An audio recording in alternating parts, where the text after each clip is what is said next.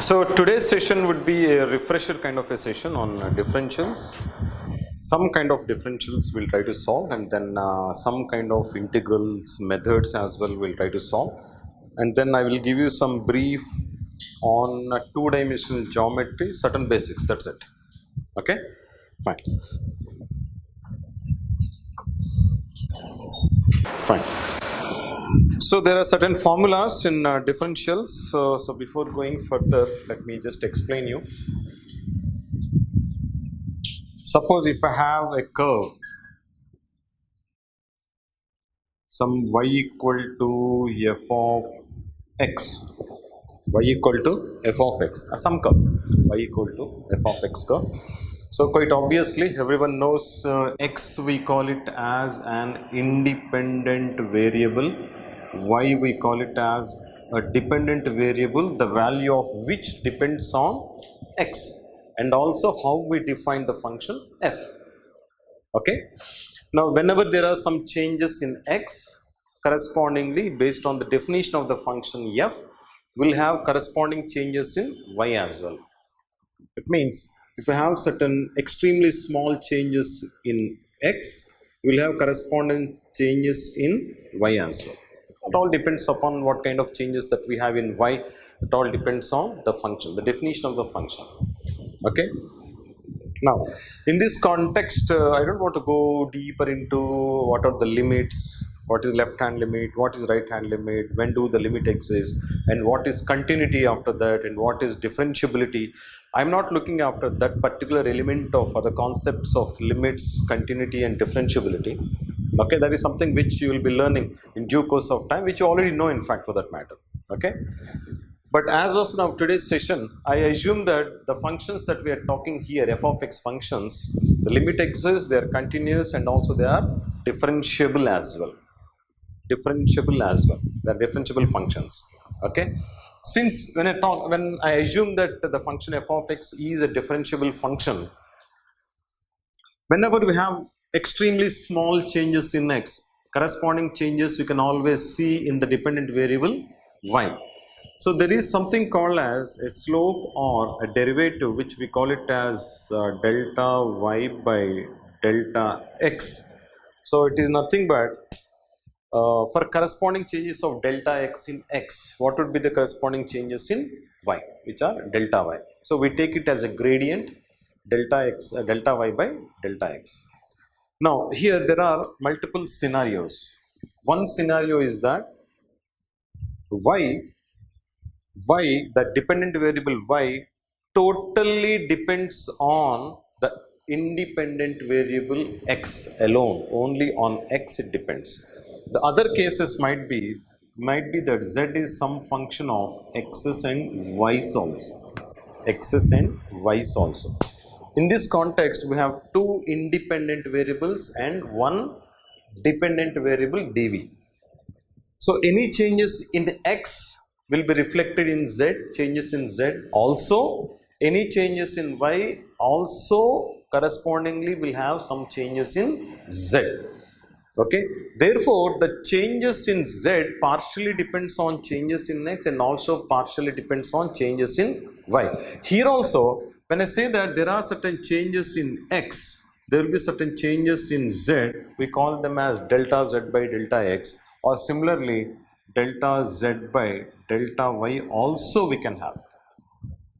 But to distinguish between this concept and this concept wherein you have only one independent variable, this concept we have more than one independent variable. It can be two independent variables or three or four or n independent variables. So to distinguish between them, we actually write this as dy by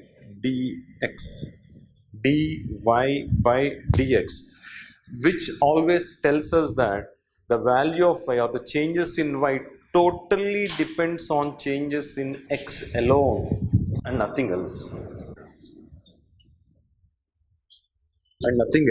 In the case of here, we write it as dou z by dou x and dou z by dou y. Instead of d, we write dou.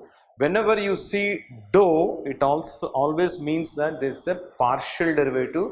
Partial derivative comes into picture whenever you have more than one independent variable.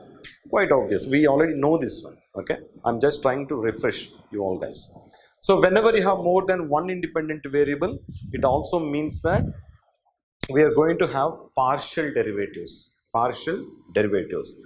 And to get into the context, this we have only two variables altogether, one independent, one dependent. So two variables, therefore I am talking here only two-dimensional geometry.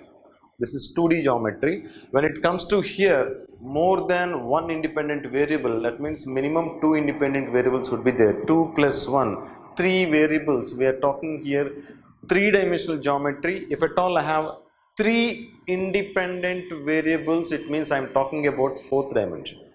4-dimensional geometry, 5-dimensional geometry, nth dimensional geometry, we can always think or visualize in this context. Okay, so geometrically, visually, you have to ensure that yes, when I'm talking about dy by dx, I'm talking about two-dimensional geometry. When I'm talking about dou z by dou x or dou z by dou y, somewhere underlying it is multi-dimensional, not just two-dimensional. Clear? Okay.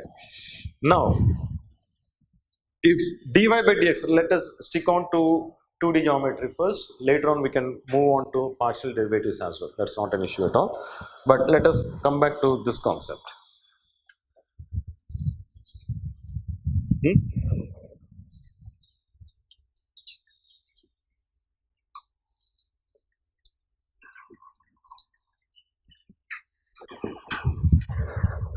Okay.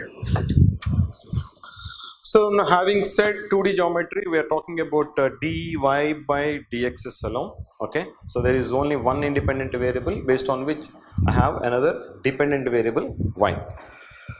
So there are certain formulas. So here we have given you some derivatives. So some common derivatives. Okay, I think everyone knows them. Maybe suppose I have x power n, differentiation of this with respect to x. In fact, generally we are supposed to write like this. It's f of x actually, differentiation of f of x with respect to x. Okay, but yeah, people keep writing in their own ways. This is nothing but n into x power n minus 1. n into x power n minus 1. And of course, the differentiation of constant is always 0 because there will not be any changes in that. Okay, then since there are no changes, therefore the differentiation with respect to x would be 0. And what is the differentiation of sin x? Differentiation of sin x would be cos x. Similarly, differentiation of cos x would be minus sin x. So I don't want to write all of them here. Anyway, all of them are given listed here. So I just read out so that you can refresh them. Okay. So differentiation of x power n is given, n into x power n minus 1. Differentiation of sin x is cos x. Differentiation of cos x is minus sin x. And differentiation of tan x is secant square x, and differentiation of secant x is secant x tan x. Differentiation of cosecant x is minus cosecant x cot x, and differentiation of cot x is minus cosecant square x, and blah blah blah blah blah. And one important thing here is differentiation of e power x is e power x itself. Differentiation of e power x is e power x itself. Differentiation of log x is, we write it as 1 by x, but that all depends upon the base. If it is e the base, when I talk about, let me come to this logarithms. Logarithms, log x to the base e is always a natural logarithm. Natural logarithm. We can even have log x to the base 10. So base 10 logarithms, or sometimes if you call it as log x to the base a, some value of a, base a logarithms. Okay. Now if it is log x to the base a, this can also be written as log x to the base e, then into log e to the base a, into log e to the base a. Log e to the base a is nothing but 1 by a, so you can always write it as is equal to log x to the base e. Okay, do you remember all logarithm formulae? Akka? Adagana? Since this being a refresher class, therefore I can ask you anything. Okay, so what is log ab? Log ab, okay, log a into b, whatever is the base, okay, is log a with the same base. Suppose if it is e, log a to the base e plus log b to the base e. Similarly, log a by b is equal to log a minus log b. Okay, ఇట్లా logarithm వచ్చింది కాబట్టి ఇది కూడా complete చేసేద్దాం అయిపోతుంది. Okay, and then suppose if I have something like log a power n, log a power n, n times of log a itself, n times of log a. Be clear here, this is not same as log a whole power n. Both are not the same. Okay, fine. Both are not the same. Dialogue Balakrishna dialogue. Balaya. Okay, whatever. So log a to whole power n is different from log a power n. Log a power n. Okay. Anyway, so log e is always equal to 1. In fact, log a to the same base is always equal to 1 for that matter. Okay, so if nothing is mentioned here in logarithms, it means that it is always a natural logarithm. If nothing is mentioned, it is always a natural logarithm. If some base is there, it has to be specifically mentioned as log x to the base a or log x to the base 10. It has to be mentioned at any cost if it is not a natural logarithm. Okay, anyway, suppose if at all I have log x to the base e is equal to a, suppose, assuming that log x to the base e is equal to a, it also means that what is x? X is always equal to e power a. X is always equal to e power a. In fact, you can go back also. If I apply logarithm here, logarithm to this expression or this equation, log x equal to, in fact, is log x equal to log e power a, and we have this formula. This is nothing but a log e, and log e is nothing but 1, which is equal to a. So log x equal to a. Okay, anything else in logarithms? Good enough? Fine.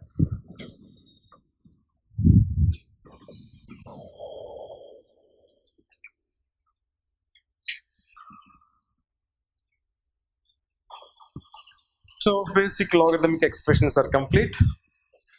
Suppose if at all someone mentions that differentiation of log x to the base 10, log x to the base 10, okay, log x to the base e is 1 by x, is which we know already, but log x to the base 10, so this is nothing but differentiation with respect to x of log x to the base e into log e to the base 10, and this is anyway is a constant, therefore constant anyway comes out of this differential, which is nothing but log e to the base 10 is 1 by 10 itself, and differentiation of log x to the base e is 1 by x.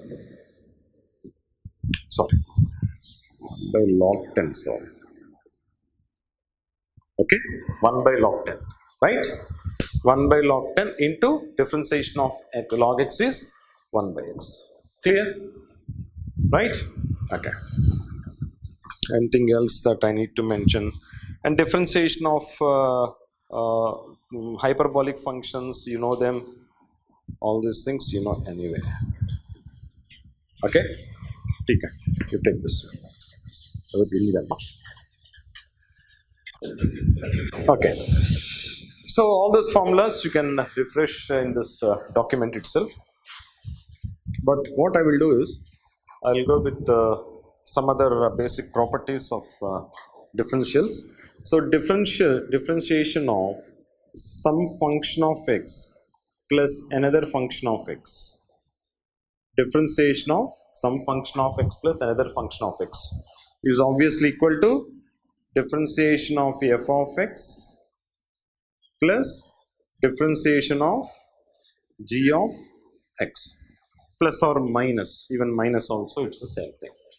Okay, and then differentiation of two functions, maybe u and v, where u and v both are functions of x's, both are functions of x's. Then this should be product formula, we call it as differential of the products.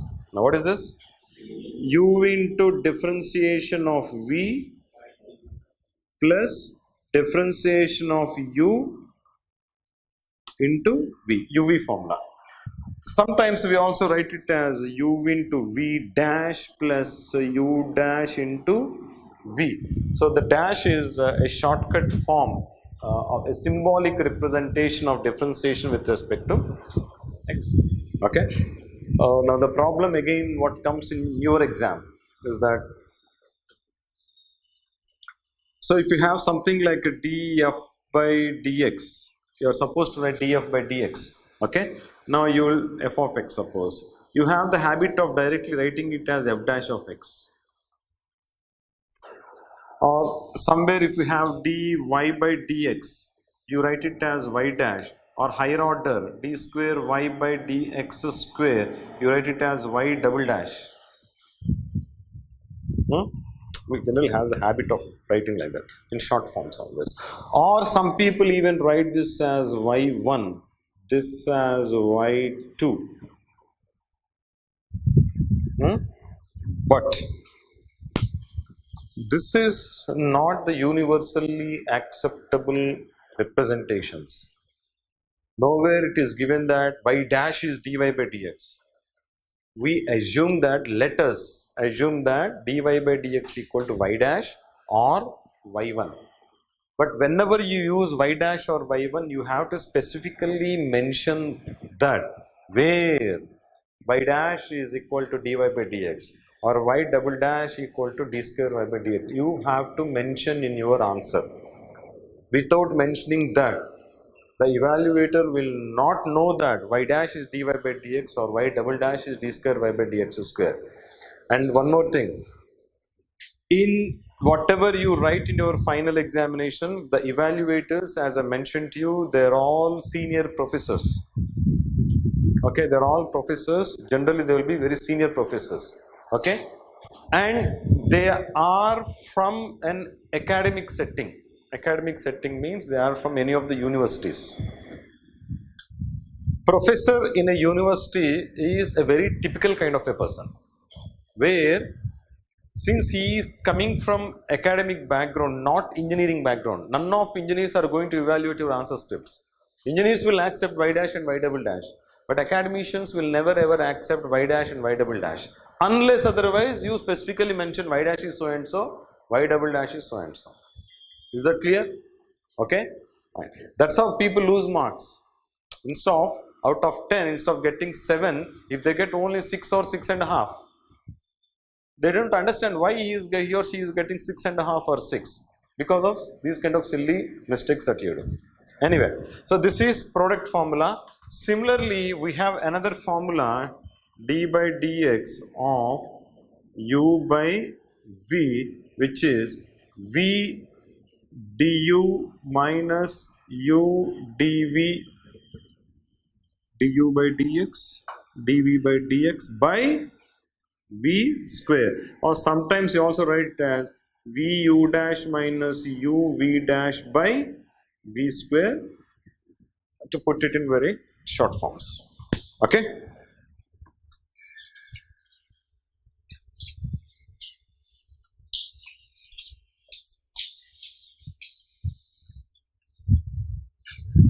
Okay.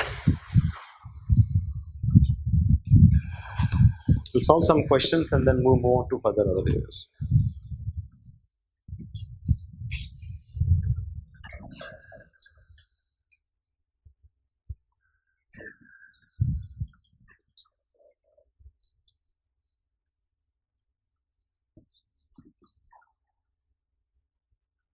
Now, soft copy of this anyway I'm going to provide it to you. Soft copy of this one, this entire document. But some of the problems we'll solve here. Rest of them you go home and try to practice them. Okay. So find the differential of or derivative of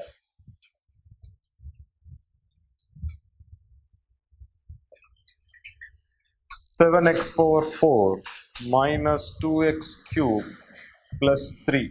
So obviously it is 28 x cube minus 6x square. Differentiation of constant is anyways 0. Okay. So d by dx of 1 plus 3x square into 2x cube minus 1.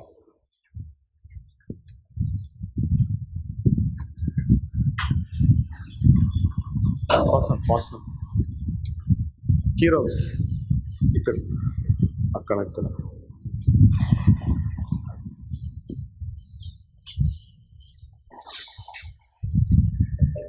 Anyone else require handout? Everyone got it right? So quite obviously UV, therefore 1 plus 3x square into differentiation of this, which is 6x square, plus differentiation of this 6x into 2x cube minus 1, whatever it comes out to be. Okay, one more, d by dx of x square minus 1 by x square plus 1. X square minus 1 by x square plus 1. So it is u by v, v du minus u dv by v square. So x square plus 1 into differentiation of numerator 2x minus differentiation of this 2x into x square minus 1 by x square plus 1 whole square, and whatever it comes out to be, you can do that.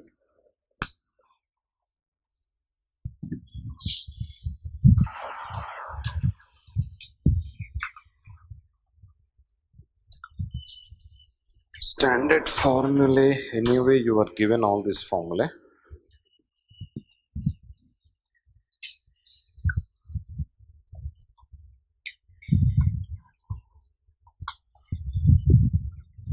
Okay.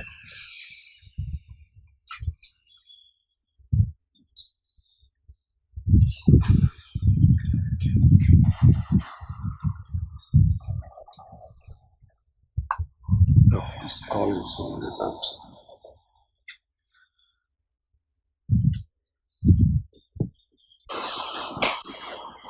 So let me go further.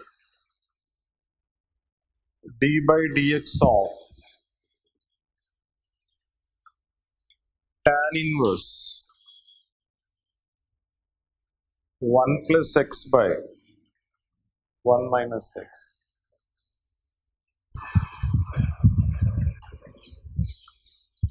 D by dx of tan inverse 1 plus x by 1 minus x. Okay? And ఇంకా చిన్న చిన్న ఎన్ని solve చేస్తాం ఒకసారి పోదాం jump కొడదాం. Okay?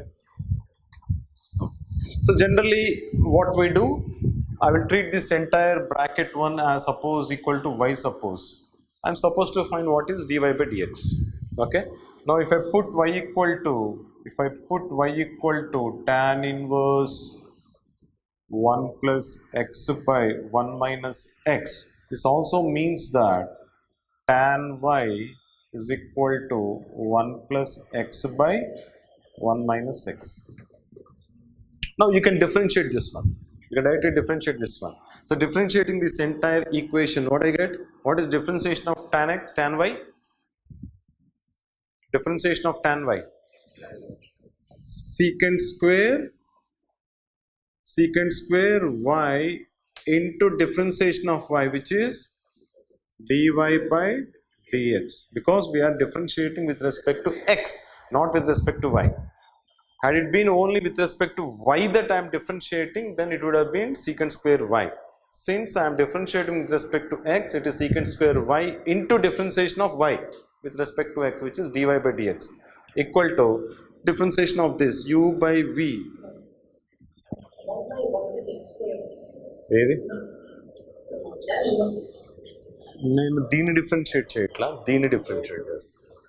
నువ్వు చెప్పింది కరెక్టే. దీన్ని డిఫరెన్షియేట్ చేస్తే అట్లా వచ్చేది. అంటే 1/1 ప్లస్ ఎక్స్ స్క్వేర్ అన్నాం అనుకో, అప్పుడు 1/1 plus 1 plus X whole square by 1 minus X whole square ఇంత అవుతుంది అని చెప్పి ఇట్లా చేస్తున్నాం. సింప్లిఫికేషన్ అంతా. Okay, and this is equal to differentiation of 1 plus X by 1 minus X is 1 minus x into v du. Differentiation of numerator is 1 minus 1 plus x into minus 1 divided by 1 minus x whole square. Is that okay? And this comes out to be equal to 1 minus x minus of 1 plus x divided by 1 minus x whole square. ఏమైతుంది అది? minus 2x by 1 minus x whole square. Minus minus plus అవుతుంది కదా, right. In that case ఇది 2 వస్తుంది. Okay, 2 by 1 minus x whole square. What is this? This is secant square y into dy by dx. Again, if tan y is 1 plus x by 1 minus x, what would be secant square y? Tan y is this, secant square y. Convert everything, because I want dy by dx now. I want dy by dx only, which is nothing but, if you go to the side, this becomes 2 cos square y by 1 minus x whole square. But this cos square y, you have to convert it into in terms of x's. Okay? ఇక్కడ secant ఉంది కదా already, secant square. So secant square minus tan square equal to 1. Okay, so 1 plus tan square becomes secant square. So secant square, you put it as 1 plus tan square. Okay, so this comes out to be equal to 2 by 1 minus x whole square. ఇక్కడ 1 plus tan square. Tan square is what? 1 plus x whole square by 1 minus x whole square, 1 by whatever it comes out to be after complete evaluation. Okay, anyway, like this we have so many questions. Anyway, you will get them in your ఏది ఇదా? This is nothing but 1 by secant square కదా. But secant square కి tan square కి formula ఏంటి? Trigonometric formula. ఓకేనా? secant square theta minus tan square theta equal to 1. Therefore, secant square theta equal to 1 plus tan square. So, ఇక్కడ నాకు secant square y ఉంది. So, 1 plus tan square y. 1 plus tan square. What is tan? So, I'll substitute this. So, రకరకాల formulas. Trigonometry also. You have to be very good at trigonometry formula. Okay? Trigonometry really plays very important role, especially those formulae, trigonometric formula. Not just always sin square theta plus cos square theta equal to 1. Anyway, that is there. Okay, let me refresh that again in that case. Trigonometry. So one basic formula is, don't ask me sin theta equal to 1 by cosecant theta, all those stuff. Okay, some basic form. Secant square, sin square theta plus cos square theta equal to 1, and then secant square theta minus tan square theta equal to 1. Cosecant square theta minus cot square theta equal to 1. Okay, sin 2 theta, 2 sin theta cos theta, cos 2 theta, cos 2 theta,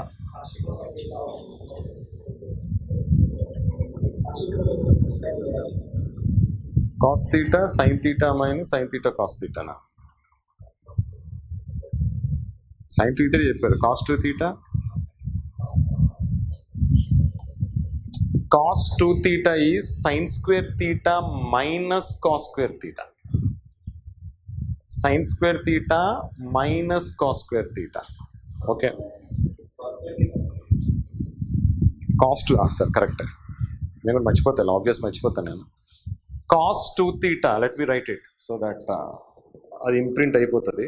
Cos 2 theta is cos square theta minus sin square theta. Now, here there are multiple variations that are possible in our this thing.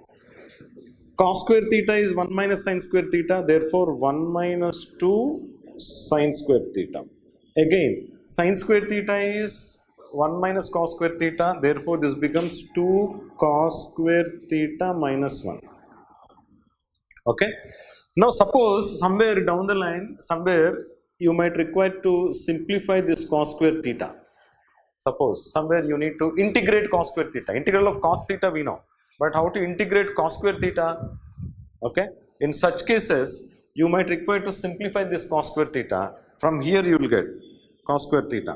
Cos square theta is nothing but 1 plus cos 2 theta by 2. 1 plus cos 2 theta by 2. Now integration of this becomes easy in later cases. Similarly, sin square theta is nothing but 1 minus cos 2 theta by 2. So this rearrangement of terms, especially in trigonometric terms, is something which is always, you need to remember them. Okay, you cannot forego or forget these kind of things. Again, sin a plus b, sin a plus b, sin a cos b plus cos a sin b. Okay, sin a minus b, obviously in between you get minus. Cos a plus b, cos a cos b minus sin a sin b. Now you tell me what is sin a cos b.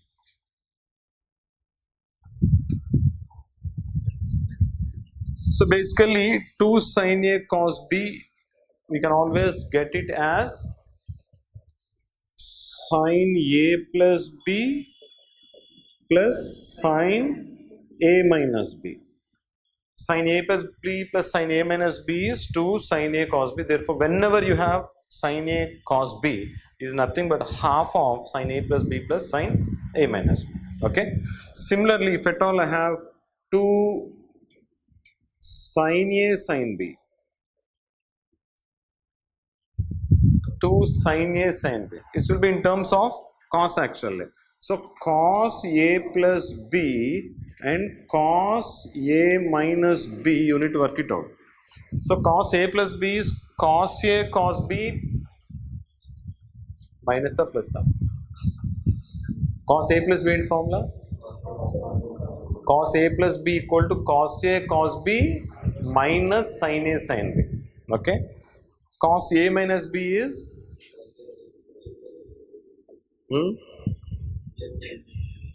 plus sin a sin b. Okay. Now if I add both of them, what I am going to get? 2 cos a cos b. But what I have is sin a sin b. Therefore I need to subtract both of them. When I subtract them, here always minus sin a sin b is there. Minus of sin a sin b is minus 2 sin a sin b I will get. Okay. Since I have plus here, or maybe I would put minus 2 sin a sin b. Okay. So somewhere all these things you have to do in your mind itself. You cannot keep on writing all these formulae at the back of the sheet and then try to compile there. Okay. All these formulas should be somewhere here. Okay. Now can anyone tell me the relationship between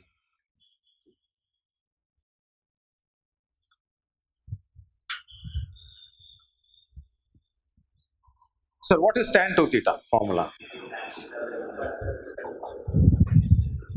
Tan 2 theta? Before that, tan a plus b will see, so that it becomes easy for you. Okay. Tan a plus b is what? Tan a plus tan b by 1 minus tan a tan b. If a equal to b equal to theta, it will become tan 2 theta. Okay. So 2 tan theta by 1 minus tan square theta. 2 tan theta by 1 minus tan square theta. గుర్తుపెట్టుకోండి వస్తుంది మనకి. Somewhere we'll get these kind of things. The final somewhere some of the questions. Okay, all of this will come somewhere. Okay, tan 2 theta. Now you put this tan 2 theta or maybe cos 2 theta and sin 2 theta in terms of tan theta.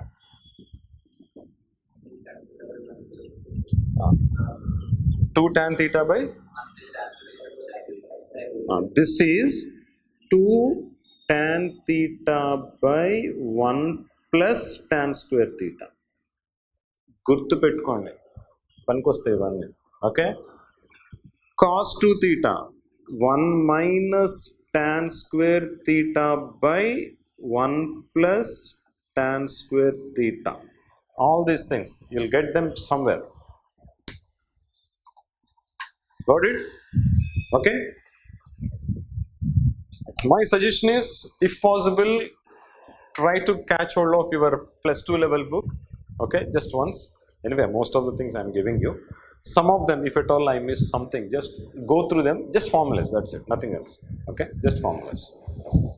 Okay,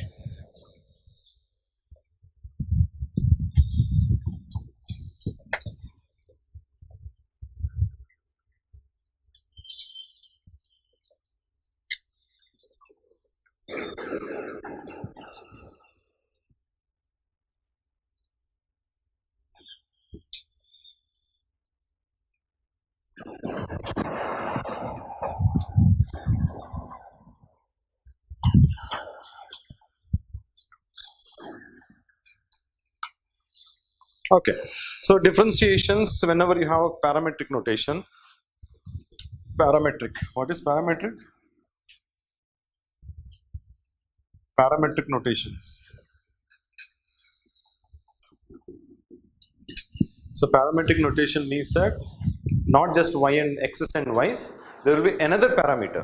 Might be, suppose, time, t as a parameter, or something else, r, displacement vector, that might be a parameter. Okay, that means x can be written in terms of another parameter t, y can be written in terms of another parameter t.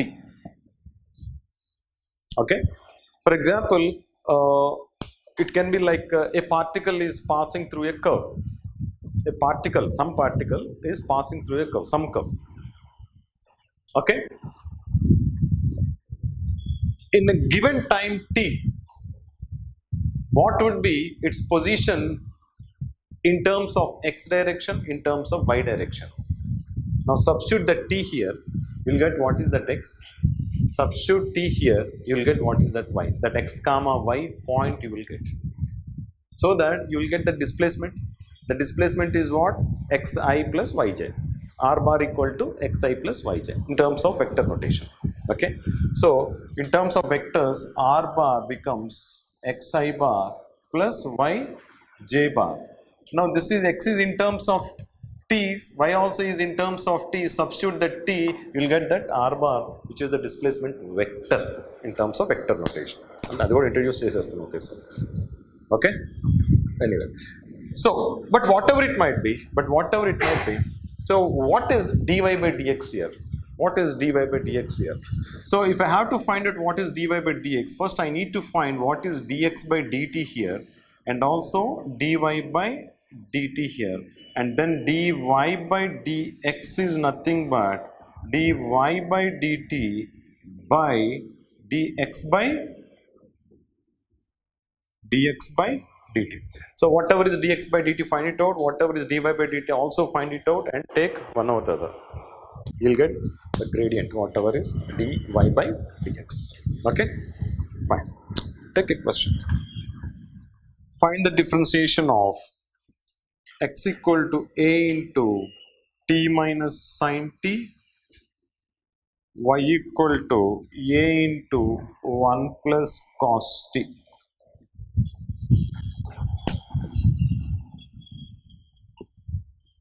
Geometrically, anyone knows what is this? If at all. I'm just throwing a question on you guys. Cycloid, correct. This is called as cycloid. How many cycloids we have? Okay. Anyway, cycloid. What is, you know what is cycloid? Cycle తెలుసు ఈ ఆయిడ్లు కూడా అక్కడక్కడ paraboloid hyperboloid వస్తాయి తెలుసు. What is cycloid then? Okay, cycloids 4 రకాలు ఉంటాయి. There are 4 types of cycloids. Okay, and you should know them. ఇది కూడా ఉంది, అందుకే చెప్తున్నా ఇది నేను. అయితే unnecessary time waste కదా. There are 4 types of cycloids. Instead of t, generally they write in terms of theta. Theta minus sin theta y equal to a into 1 plus cos theta. This is one type of a cycloid. Okay, x equal to a into theta minus sin theta y equal to a into 1 minus cos theta. This is another type of a cycloid. Next, x equal to a into theta plus sin theta y equal to a into 1 minus cos theta. Sorry, 1 plus చేద్దాం. ఇది one type. X equal to a into theta plus sin theta y equal to a into 1 minus cos theta. This is another type of a cycloid. There are 4 types of cycloids. Okay, now how does this cycloids look like? You always should know objects geometrically always.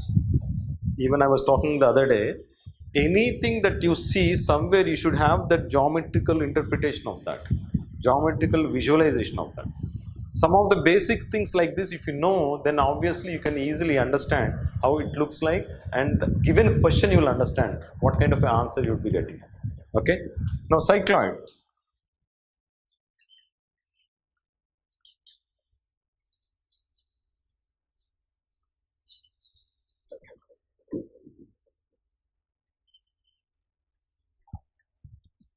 Second variety.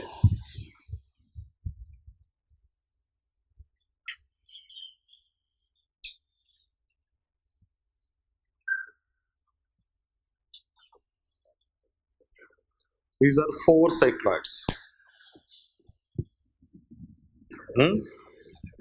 4 cycloids. Now here, this is one arch of a cycloid, one arch only. But the cycloid is not just this one. If you look at this one, like this, like this, like this, like this, it keeps going. Even the left hand side also, it keeps going like this. That is a cycloid. Here also, this keeps going.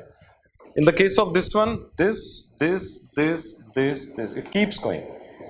Multiple arches would be there in that cycloid. But if you look at one cycloid, okay, now out of these 4, match the following. At one point of time, we used to have in prelims we used to have option subject. Okay, we used to have option subject in prelims exam till 2013. Okay, now in prelims, if you have option subject, what happens? I used to have mathematics as my option subject. MCQs, 4 diagrams, 4. Match the following. Match the following. A, B, C, D. Question, na? So we people just look at it and put the answer because we know all these objects. Now, why I am telling you this is important, you know the reason. If you go to calculus, okay, if you go to calculus, there are multiple questions that can be asked from single object. Okay, one thing is area. What is the area? What is the area included between one arch of the cycloid and x-axis? One arch of the cycloid, whatever, one of them would be this one, that expression would be given, and then one arch of the cycloid and x-axis. Okay, in this case the area would be this one. Okay, but what about in this case? The area would be this one. It's different. Okay, so unless you know what exactly is your cycloid, you will not be able to get the right answer. Second variety of question. This cycloid, I will rotate this cycloid about x-axis. Rotate this cycloid about x-axis. This is just one curve only. If I rotate this cycloid about x-axis, what happens? It sweeps an object. Or I would rather say one thing. The area included between the cycloid curve and x-axis, the area included between the curve, one arch of the curve and x-axis, what would be that area? This one. This area is rotated about x-axis for 360 degrees. Now what happens? This area sweeps certain volume. You will get a three-dimensional object. What is the volume of that three-dimensional object? That can be a question. Or what is the surface area of that three-dimensional object? Getting my point? For this and this, you will get similar answers. But this and this, you will get different answers. Are you getting that? So, it's always important for you that any given expressions, if at all there are standard expressions, you should definitely know their visualization. How do these objects look like? Okay? Got it? Sir. ఇంటికి చేసుకుంటారు ఇది చేయగలరా లేదా చెప్పాలా this is obvious, this is x and this is y. Okay, this point obviously is 0 comma 0. That point is obviously is 0 comma 0. Okay, passing through 0 comma 0, there are only two curves here, so this also is 0 comma 0. The other two does not pass through origin. Suppose when I put t equal to 0 or theta equal to 0, somewhere I kept theta equal to 0. Now what happens? 0, sin 0, 0, 0, x equal to 0. Cos 0, 1. Okay, 1 plus 1, 2. 2a, y equal to 2a. That means at theta equal to 0, this curve passes through 0 comma 2a. So this is 2a basically. The height is 2a here. This also is 2a. Okay, that means that this particular cycloid can be either this one or this one. Either this one or that one. Okay. Now suppose t equal to, suppose 180 degrees. Pi. Theta equal to pi. Okay. Now theta equal to pi means sin pi 0. Theta equal to pi a pi, x equal to a pi. Theta equal to pi cos 180. Cos 180 minus 1, y equal to 0. That means at pi, theta equal to pi, this curve passes through a pi comma 0. Theta equal to pi, it passes through a pi comma 0. A pi comma 0, what is that? Where is that? This would be a pi. X equal to a pi, y equal to 0. This equal to a pi, y equal to 0. Okay, got it? Now what is the difference now? How to identify between these two? Look at that one only. Where does we land up? How do you know this one and that one? This actually goes to minus a pi also. Now see where minus a pi is. See where minus a pi is. Okay, theta equal to minus pi.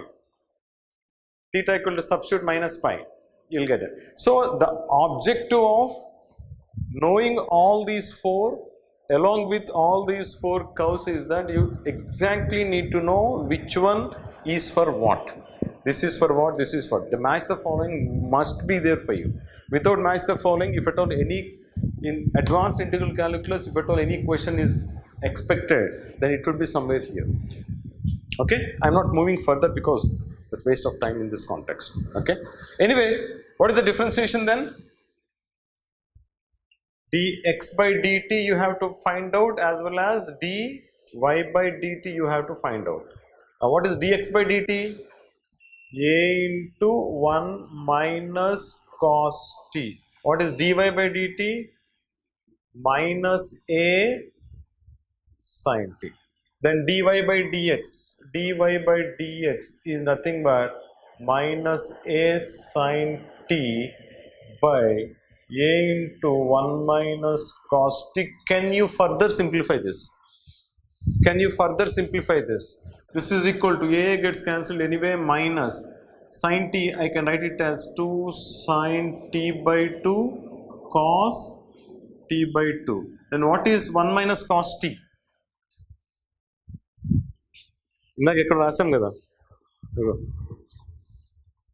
అక్కడ రాసాం కదా తుడిపేసి. What is 1 minus cos t in terms of sin t by 2 and cos t by 2, if at all you want to write? Sin t by 2 sin or cos? What is cos 2 theta?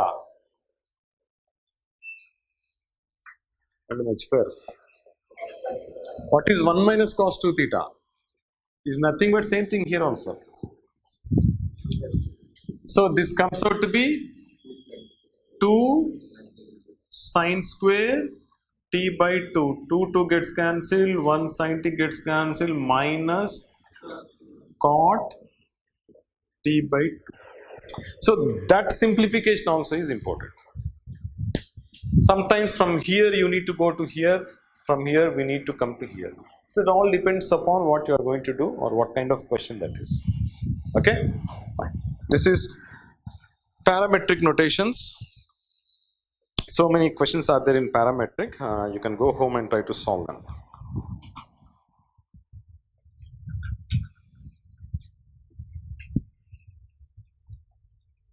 Okay, one more in differentiation, logarithmic differentiations.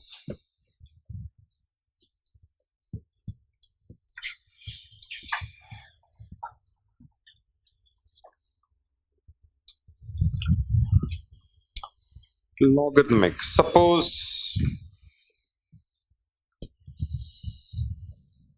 I have something like logarithmic.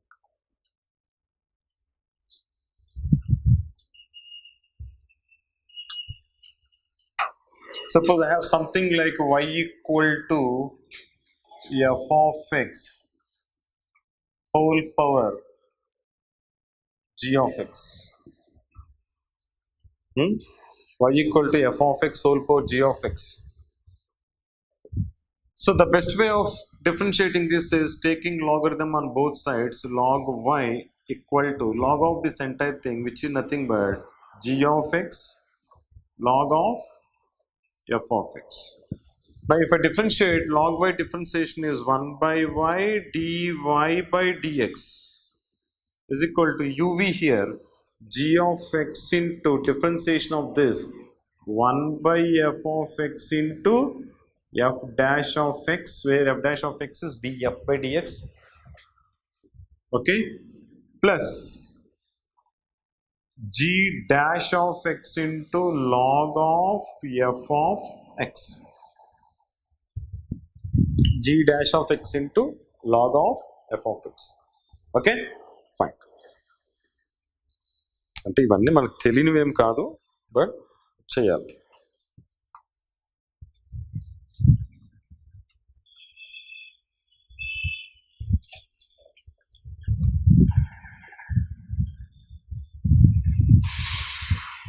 Something like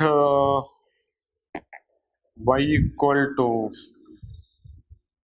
ఇట్లా చెప్తాము x power y, suppose just like that ఇచ్చాను. ఇక్కడ ఏం లేదు కానీ వచ్చాను సింపుల్గా రావడం. Okay, suppose y equal to x power y, then find dy by dx. Okay, find dy by dx. So what we'll do, take logarithm on both sides is equal to y log x. Now differentiation 1 by y dy by dx is equal to, or maybe y dash, whatever. So dy by dx into differentiation of log x is 1 by x plus, sorry, dy by dx into log x plus y into 1 by x. Now take dy by dx common here, and then whatever comes, bring it to other side. Okay, fine. So that's all when it comes to differentials. Inkem varieties.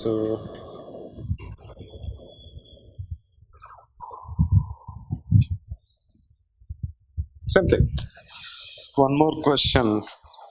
X power y equal to e power x minus y. X power y equal to e power x minus y. Again, take logarithm on both sides and then try to do that. Okay, then we go to regular ones. Okay, fine. That's about differentials.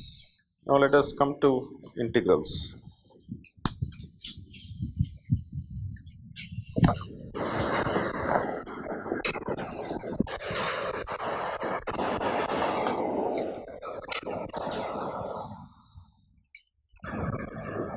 So I'm trying to only work on those kind of differentials or integrals which are useful for us.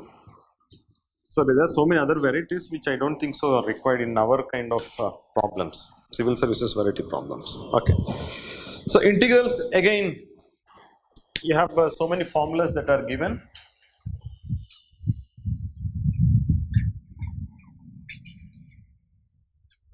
So many formulas. So integral of 1 equal to x, or integral of x power n equal to x power n plus 1 by n plus 1 when n not equal to minus 1. Integral of 1 by x is log x. Integral of e power x is e power x itself, blah blah blah blah blah. So integrals, one important formula is integral of u into v, where u and v are both functions of x's. Okay, what is this? So u into integral of v minus integral of differentiation of u into integral of v. Is that okay? Machipayama? Tappa? Correcta? Wronga? We forgot it, right? Correct na? Is it okay? Understood? So integral of u a function of x, v also is a function of x, dx equal to u into first term into integration of v, second term, minus, this is minus, okay, don't put it as plus, it is minus, integral of the first term differentiation and the whatever the integral of this one. Okay, now the point is, here again there are two more terms. This also looks like integral of two terms, integral of uv style again. So that again can be written in terms of same formula. Again you will get two more terms, so it keeps repeating. Therefore there is something called as a chain rule here. Chain rule. What is this chain rule? Chain rule of uv, dx would be there anyway. Okay, chain rule of uv is u into integral of v. I will write it as v1. v1 is first integral of v minus differentiation of u double integral of v. v2 is double integral plus u double dash triple integral minus u triple dash fourth integral plus so and so and so. It goes like this. This is integral of uv chain rule. Chain rule. Important. Okay? Important. One example I will give you. So we already know that e power x integral, dx would be there anyway, is e power x. And remember, whenever you write an integral plus integration constant, you have to always write. Don't forget writing that. And whenever you do this in the final exam, in your answer, since you introduced a new term here, c, you have to mention where c is an integration constant. You have to write this. Where c is an integration constant in your answers, because it's a descriptive answer style, right? Okay, so you have to always, when whatever you introduce, you always have to mention that it is an integration constant or whatever it is. Let it be anything, C1, C2, C3, whatever you introduce. Okay, you have to mention what it is. Integration constant. Okay. Anyway, as far as we are concerned right now, since we are more concerned about the formulas, right? Okay, so I will not write every time C. Now, let us look into this one. Integral of x e power x. Integral of x e power x. Okay. One is u, other is v. U, v. So, u into integral of e power x. E power x minus integral of differential of u, which is 1. Integral of e power x is e power x dx, which is equal to x e power x minus integral of e power x is e power x itself, plus c would be there. So, which is nothing but x minus 1 into e power x. Okay. Same thing, let us try to apply chain rule. Let us try to apply chain rule. Okay. Chain rule. Integral x e power x dx is equal to chain rule. X into u. U into integral of e power x. E power x minus. What next? Differential of first term u. U dash. U dash is 1. V2. 2 times integration of e power x. Again is e power x, which is x minus 1 into e power x. Okay.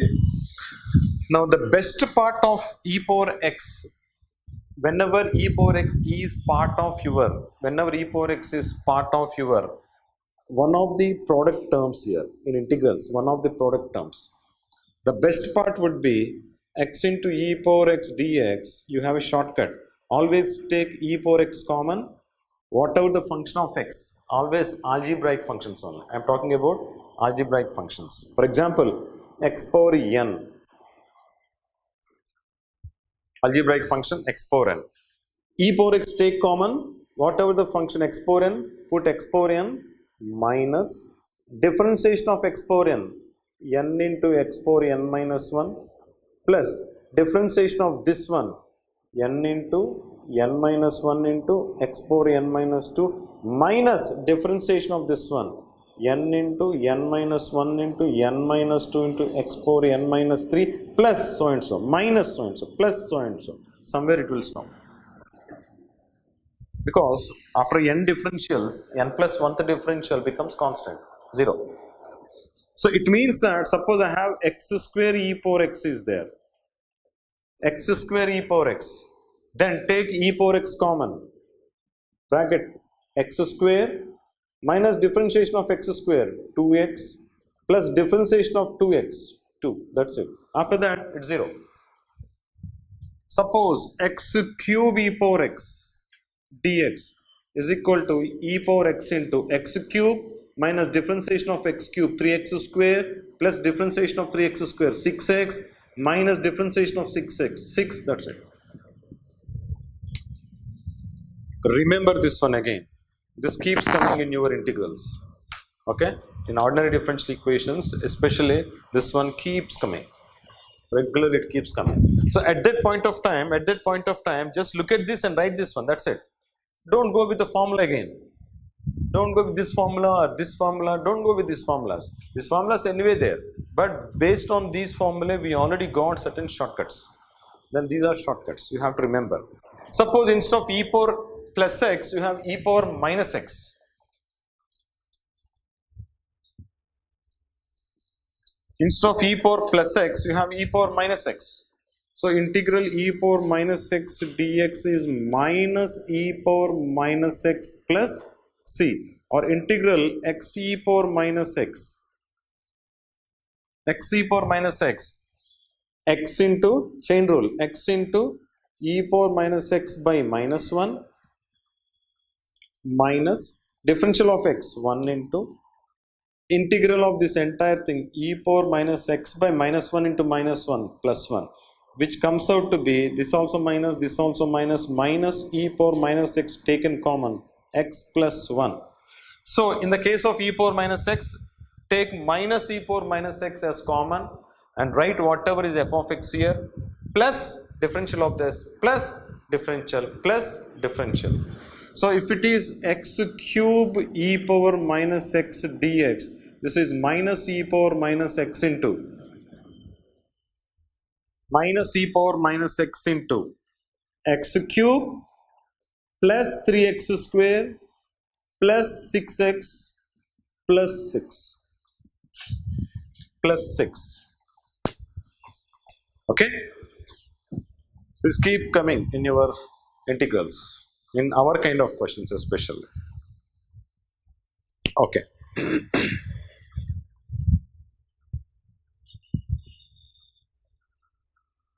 So chain rule is done.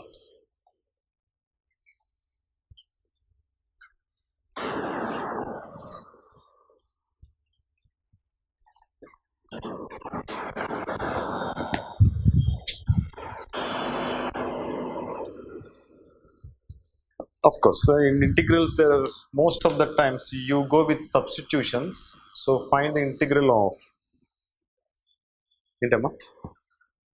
anything. Find the integral of, suppose, x tan inverse x by 1 plus x square whole power 3 by 2. You know?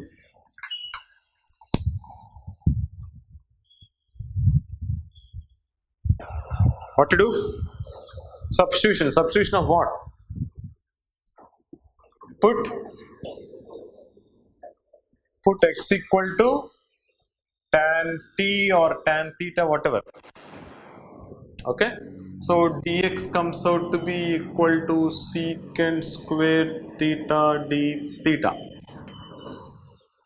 So integral of this, x is tan theta, tan inverse x is theta, divided by 1 plus tan square theta is secant square theta. So secant cube theta dx is secant square theta d theta. Secant square theta d theta. Okay? Till now, okay, right? Simple thing, not such a. So secant square gets cancelled. One secant is there. One secant is, in fact, denominator 1 by cos theta. Here sin theta by cos theta is there. Therefore, sin theta remains theta sin theta.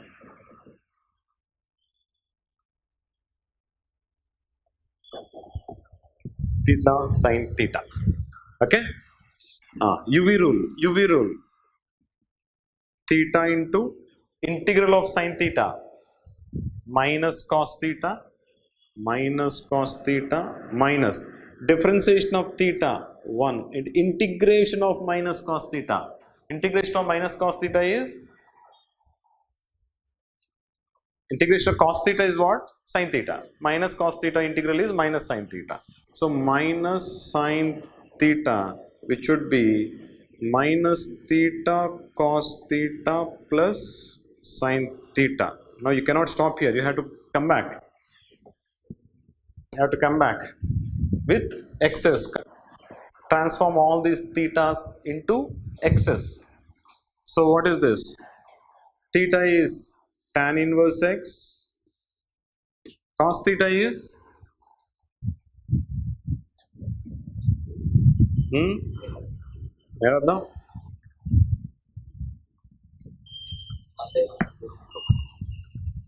so cos theta is basically 1 by secant theta. Or ఇక్కడ రాయొచ్చు secant theta వస్తే అక్కడ tan theta రావాలి మనకు 1 by root of 1 plus x square. Okay, so what you're trying to tell is 1 by secant theta, 1 by root of secant square theta. Secant square theta is 1 plus tan square theta. Okay, so 1 by root of 1 plus x square. Okay, 1 by root of 1 plus x square plus sin theta. Now x by root of 1 plus x square. X is tan theta divided by root of 1 plus tan square theta is Root of 1 plus tan square theta is root of secant square theta. Root of secant square theta is secant theta. Tan theta by secant theta is sin theta. That's what we got, sin theta, right? Tan theta by secant theta is sin theta. So you have to convert back always. Okay. See, in UPSC, unless otherwise, it becomes very difficult for you to transform it back. Unless otherwise, it is very difficult to transform it back. You will keep it as theta only. Okay, because the evaluator will have his final answer in terms of x's, not in terms of thetas. Because theta is something which you have taken. You have taken it as x equal tan theta. Someone else would have taken 1 plus x square is equal to t square. Someone would have done something like that. Okay, so for him that t would be different. For you, this theta is different. Okay, anyway.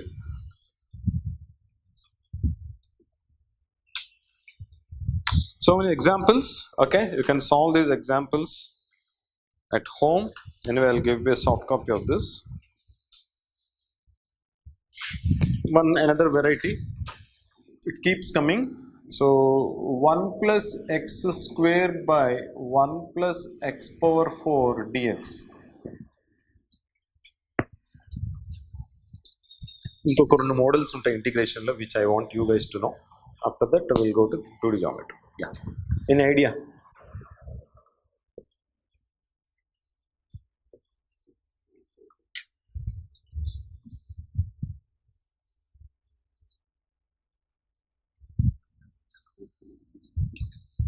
X square whole square. Then put x square equal to t. X square equal to tan theta. Okay. So x square equal to tan theta. Then 2x dx equal to secant square theta d theta. And then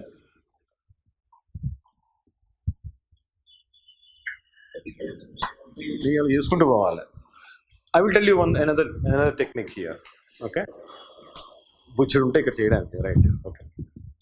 Different ఆలోచిస్తే ఇట్లా వస్తుంది. I will take x square common in both numerator and denominator also. Okay. అదే నన్ను చెప్తుంది. Not that one. Okay. So I will take x square common in numerator as well as denominator also, which cancels off that x square, which gives me 1 by x square plus 1 in the numerator divided by 1 by x square plus x square in the denominator.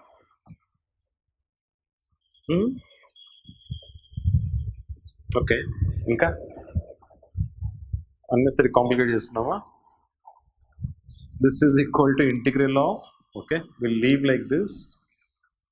Look at denominator.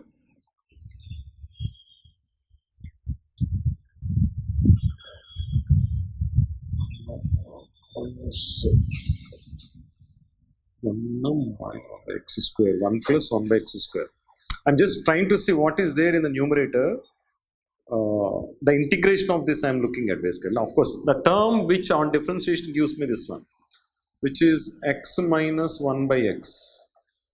Okay, 1 plus 1 by x square. Okay, whole square. Now see, x square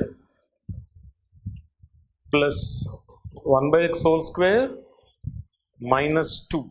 Okay, minus 2. So I'll put plus 2.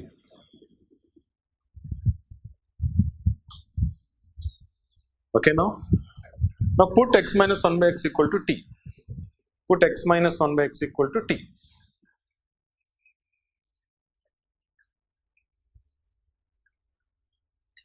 This gives me numerator is dt by t square plus 2. dt by t square plus 2. Is that okay? So 1 by a square plus x square. 1 by a square plus x square formula. Integral 1 by x square plus a square formula. ఏంటి formula అడుగుతున్నా?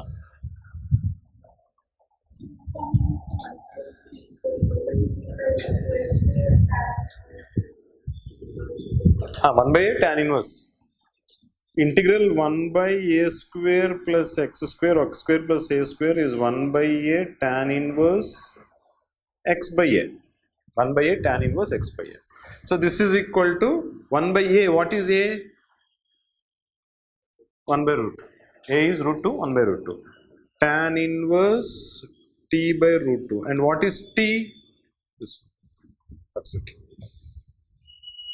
Another way of doing things, not that this is the only way. Okay, like so, like this, there will be so many varieties. Just keep doing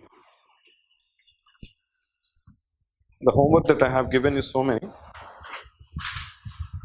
Okay, so one more partial fractions. This is very important. Okay, till now.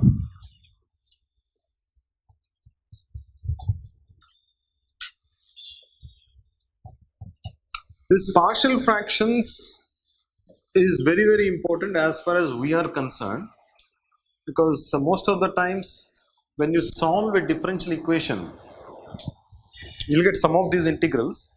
Along with that, you might require to integrate something like this. Integral of, maybe you have something like x plus 1 into x plus 2, suppose. Simple one.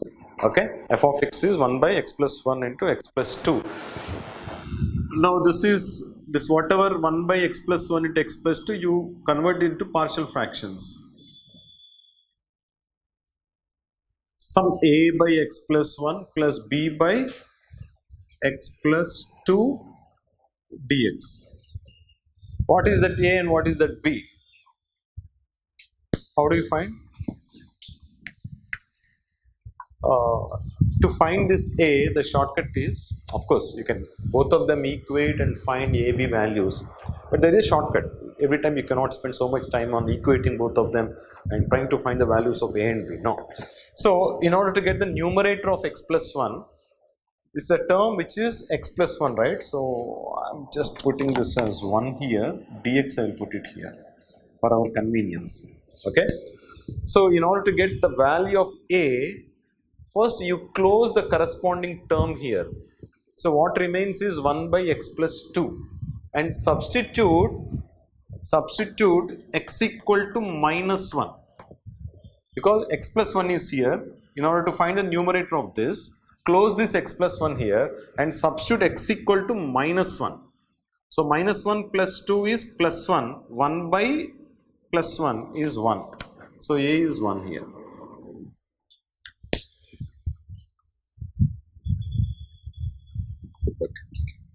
ఎంత తీసేద్దాం.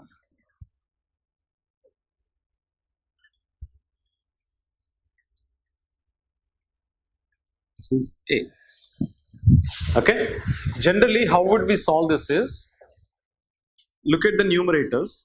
Okay, denominator here, this, if I try to simplify this one, this becomes a into x plus 2 plus b into x plus 1 by x plus 1 into x plus 2. That's how it is, right? Comparing these two, what happens? 1 equal to a into x plus 2 plus b into x plus 1. That's what it is. Okay. Now in order to find the value of a, one way of doing things is this: you put it as ax plus bx plus 2a plus b and equate it to 1. So there are no x terms in the left hand side. Therefore, ax plus bx or a plus b into x should become 0. That means a plus b should become 0. That is one thing. A plus b equal to 0. Similarly, 2a plus b has to become equal to 2a plus b has to become equal to 1. Now you need to simplify all these things and get the values of a and b, which I am going to substitute here. That's the general procedure. If it is a plus 2 level guy, he will be doing like that in the examination. He will be given 10 marks or something like that. Okay, in our case, it's not like that. So one way of doing this is, you don't need to even do all these things. From here itself, I can work it out. Okay, look at this. If I substitute x equal to minus 2, what happens? If I substitute x equal to minus 2, what happens? This becomes 0. Here minus 2 plus 1 is minus 1.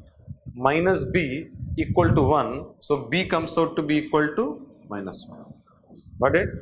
Or I'll put x equal to minus 1, which gives me this as 0. Here x equal to minus 1 is minus 1 plus 2 is plus 1, a equal to 1. A equal to 1. Got it? So directly you will get it from here. So if you want, you can verify a plus b equal to 0, 2a plus b equal to 1. It's verified. Another technique, you don't need to do even all these things. From here itself you can get the answer. How to do that? That is something like this.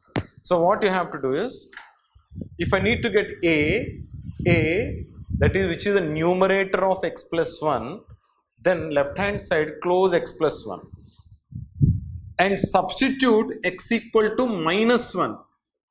Put x equal to minus 1, minus 1 plus 2 is 1, 1 by 1 which is 1 equal to 1.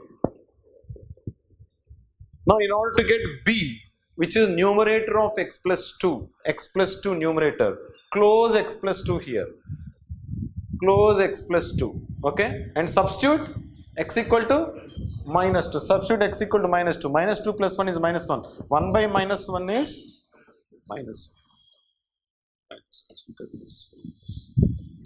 That means in the examination hall, you don't have that enough time or liberty of doing all these things. Don't do that. Don't do that mistake of doing all those things. Directly you write like this. For example, this is integral dx. So you will write integral dx. That's it.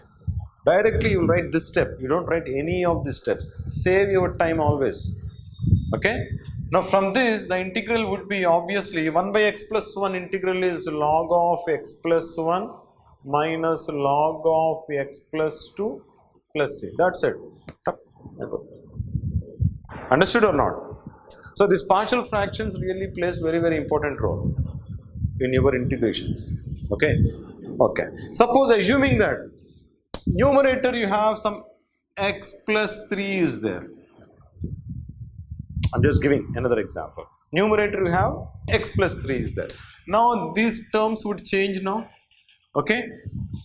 You tell me what should be the numerator of x plus 1. Numerator of x plus 1 means first close this one. Okay. Put x equal to minus 1. Minus 1 plus 3 is 2 divided by minus 1 plus 2 is minus 1 plus 2 is plus 1. So this is 2. Numerator of x plus 2. So close x plus 2. Substitute x equal to minus 2. Minus 2 plus 3 is plus 1 divided by minus 2 plus 1 is minus 1.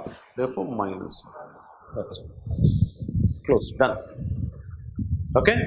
So these kind of shortcut techniques you should always know. You cannot say that all these things I will do in the examination. You don't have that much space also to write an answer, and that much of time definitely is not available. Okay. Fine. One more similar kind of a thing. For your consumption, x square plus 1 by x square plus 2 into x square plus 3 dx. Same thing. See, we are least bothered what is that x square. It looks like t plus 1 by t plus 2 into t plus 3. That's it. So this is nothing but here x square plus 2, here x square plus 3. In order to find numerator of x square plus 2, put x square equal to minus 2. Minus 2 plus 1, minus 1 by minus 2 plus 3. Minus 2 plus 1, minus 1 by plus 1, which is minus. Now x square plus 3 numerator. Close this. Put x square equal to minus 3, minus 2 by minus 1 plus 2. That's it. Close. Got it? Okay. Another one I will give, because another variety of partial fractions. Integral, maybe suppose dx by x plus 1 whole square. Of course, this is easy one anyway. So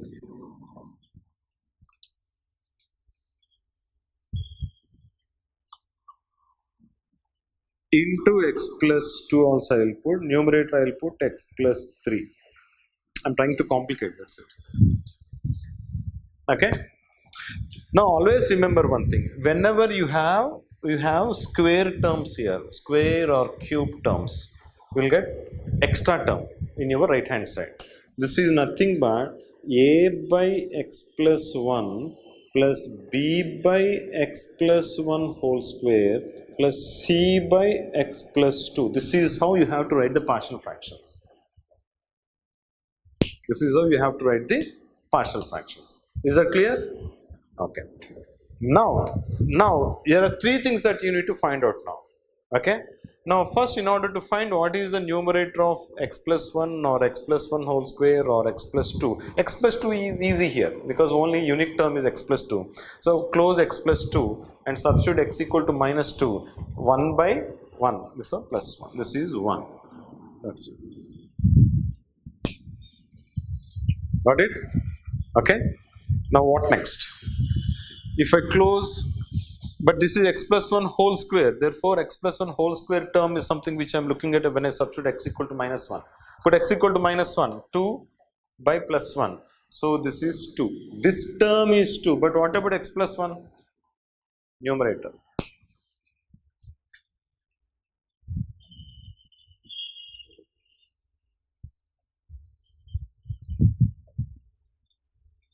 I have 2. Why? A equal to 2 you are saying? A equal to 2. 2, number 2. Okay, how?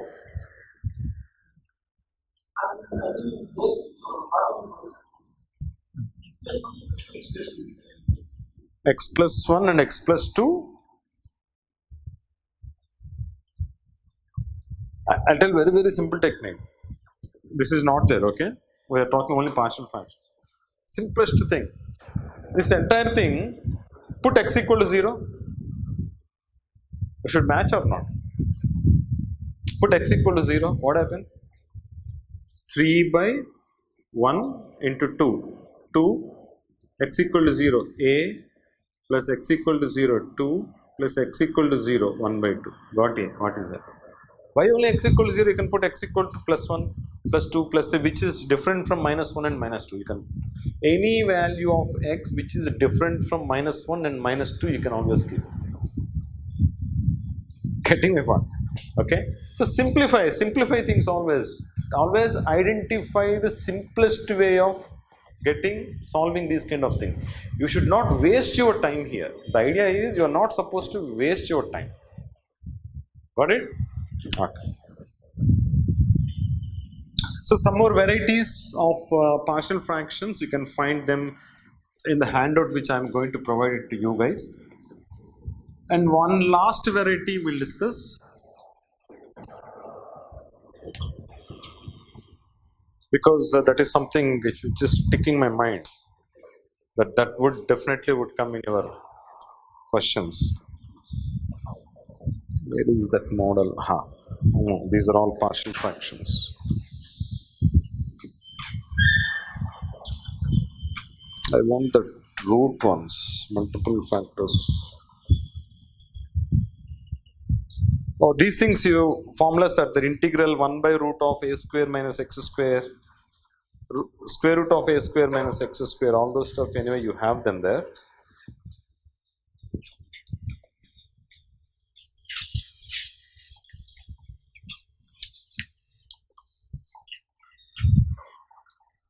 Yeah, got it. Okay, let us look at this question.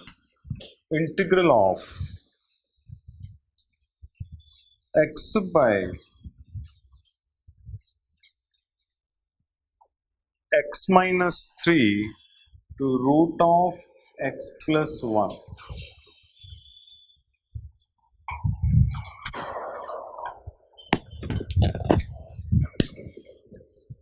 Okay. Ideas. What's the best way of doing this one? Everything we have done in our plus 2 level itself. They're all plus 2 level. But this integral is important for us, therefore I am putting it write here. Put obviously x plus 1 equal to t square. Put x plus 1 equal to t square. It gives me dx equal to 2t dt.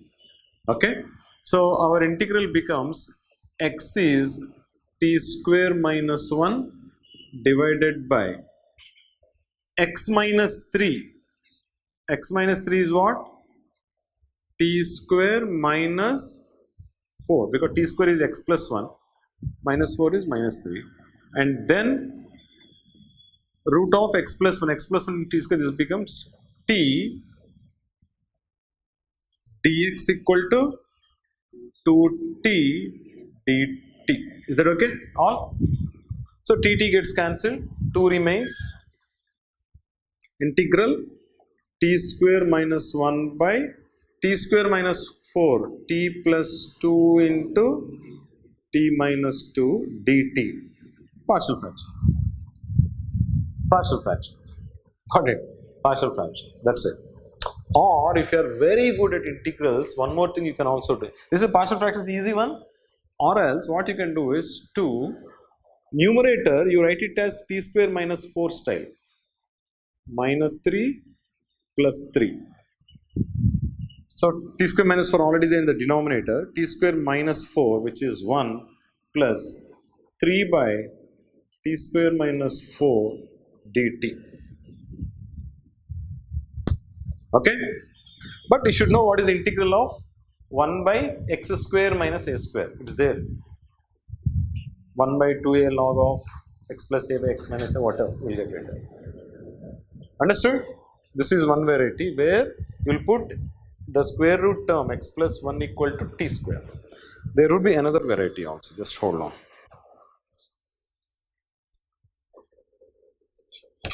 Just hold on.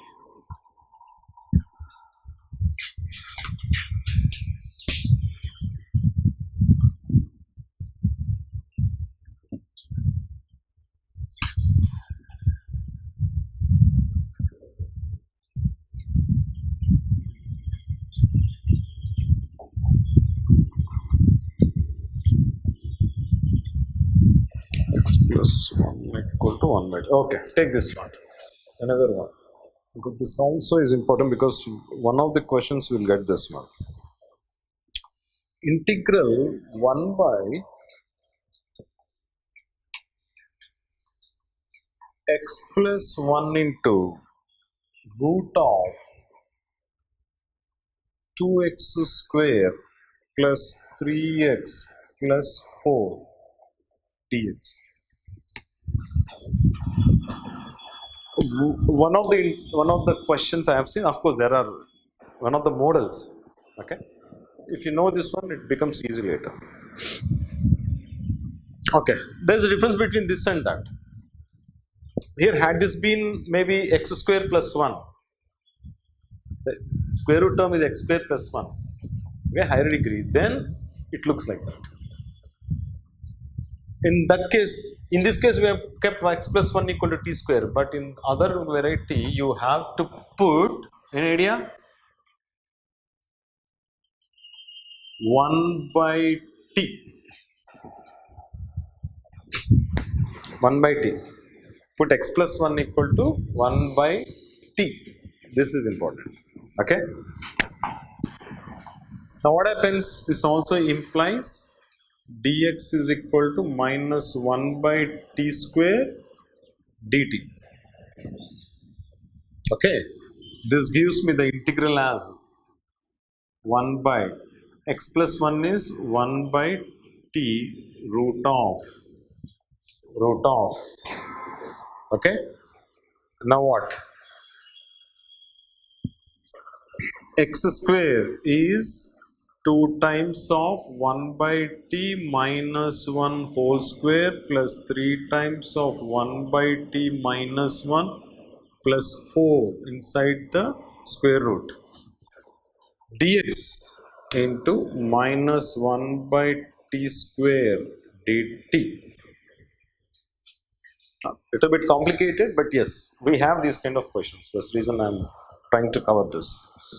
This is called integral. Okay. From here, in the denominator of the denominator, you will get in the square root 1t comes out, t square. Okay. If you take the LCM, 1t comes out, 1 by t square, 1 by t square, they get cancelled. Minus 1 by square root of 2 into 1 minus t whole square plus 3 into 1 minus t plus 1 minus t into t plus 4t square dt. Okay, and then you need to simplify it further. Minus integral 1 by 2 into 1 plus t square minus 2t plus square root of, okay, plus 3t minus 3t square plus 4t square, whatever. And then whatever you get in the square roots will be there. Whatever you get, based on that you have to solve it. Okay? Anyway.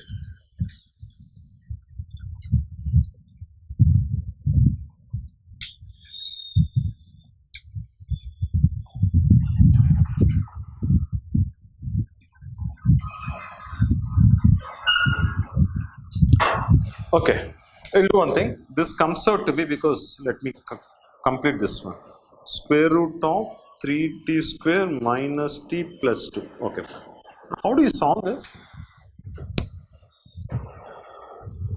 How do we solve that?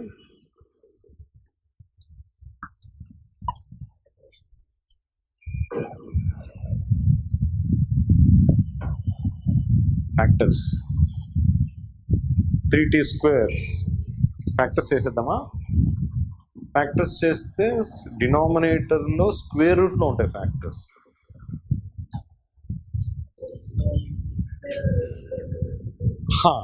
We can convert this into 1 by root of a square minus x square or 1 by root of x square minus a square format.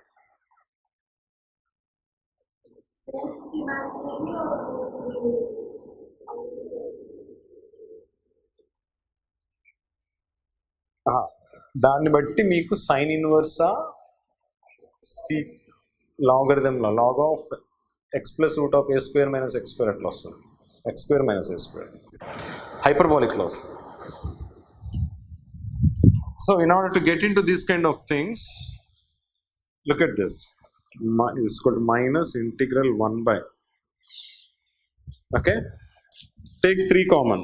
So by root 3. Okay. Square root of t square minus t by 3 plus 2 by 3. This is called minus 1 by root 3 integral 1 by dt ఉంటుంది. Square root of t minus 1 by 6 whole square. See, t square minus 2ab minus 2 into t into 1 by 6 minus t by 6. So minus t by 3. Minus t by 3. These two are covered. Plus 1 by 36 is there. But what we need to have, minus 1 by 36, I need to add to 2 by 3. Minus 1 by 36. Is that okay? 2 by 3 anyway should be there. Since I added 1 by 36, I need to subtract 1 by 36. Okay. So it gives me 12 to 24 minus 1, 23 by 36. 23 by 36. This is in the form of 1 by root of some t square plus a square time. Can you see that? This entire thing is t square plus this entire thing is a square. Apply the corresponding formula. Now, very few questions are of this variety, but you should know it. That's the idea. Okay, fine. Okay, that's it. That's about integrals.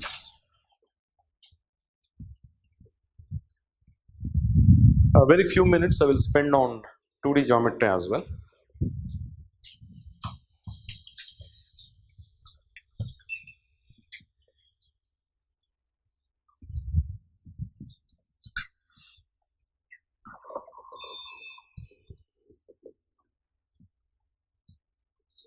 Okay, na?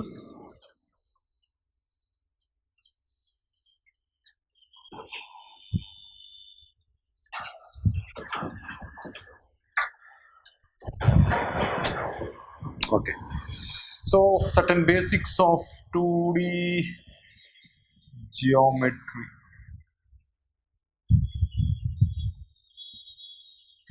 Okay, 2D geometry.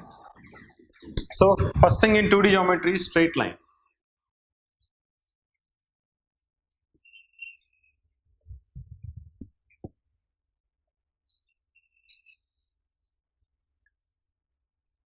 So straight line, what you should know here, there are different forms in which you can write a straight line. The equations like ax plus by plus c equal to 0. This is also called as general form. General form of a straight line. Okay. Y equal to mx plus c is slope intercept form. Slope intercept form. Slope is m, intercept. Y intercept is c. Okay. And then x by a plus y by b equal to 1 intercept form. Intercept form where a is x intercept, b is y intercept.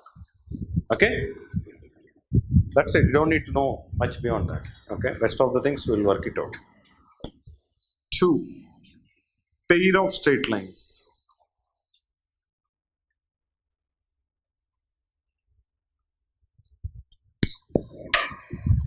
Pair of straight lines.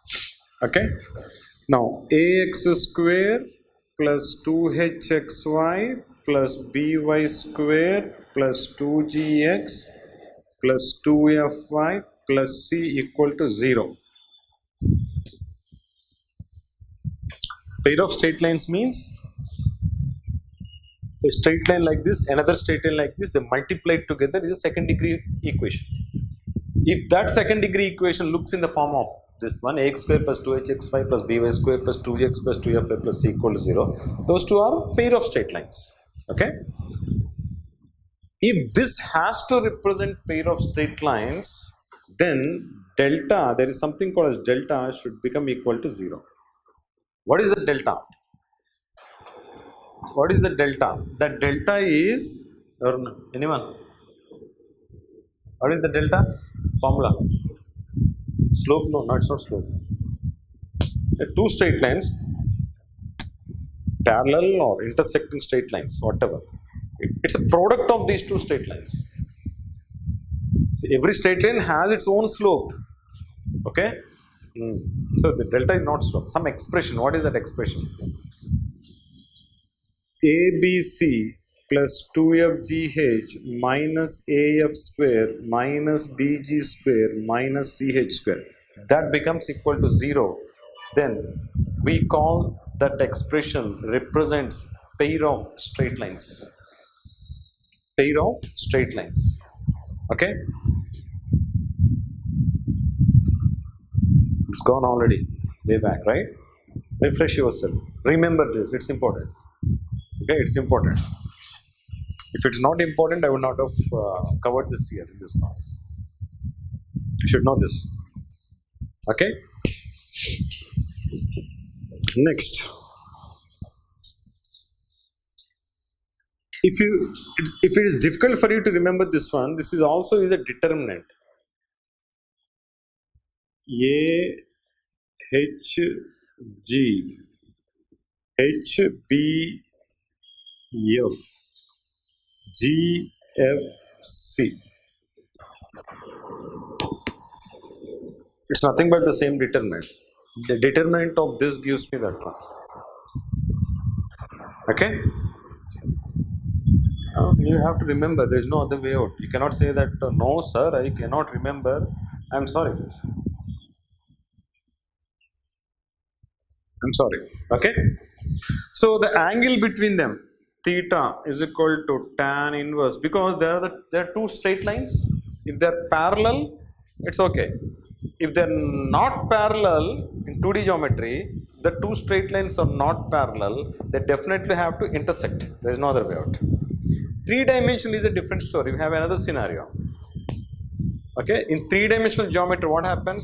Two straight lines can be parallel, can be intersecting, can be skew also, like this. Three-dimensional geometry. These we call them as skew lines in 3D geometry.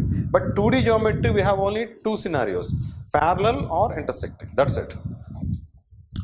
So the angle between them is always given by tan inverse of root of h square minus ab by a plus b. H square minus ab by a plus b. See, these ahb, these are the only three terms which define your slope of those two straight lines. Okay, not these terms. Those terms would be something else. Okay. So if a plus b equal to 0, if a plus b equal to 0, then what happens? Tan inverse infinity, which is tan inverse infinity, 90 degrees. That means these two, the straight lines given by this equation, those two straight lines are intersecting at 90 degrees. Okay? Okay, fine. Third one, circle.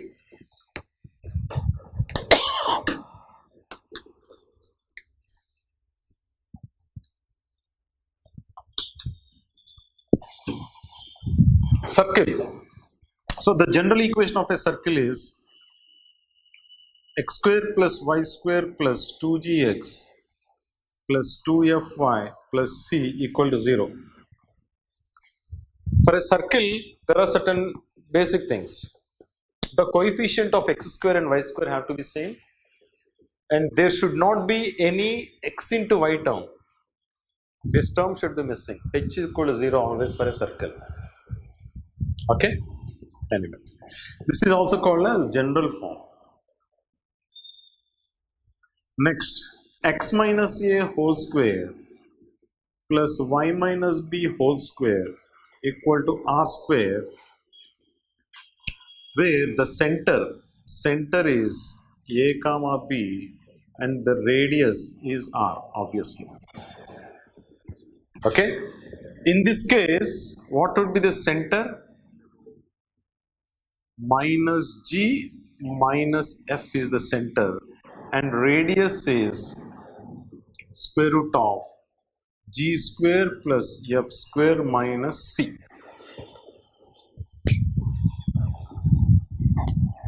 Okay na?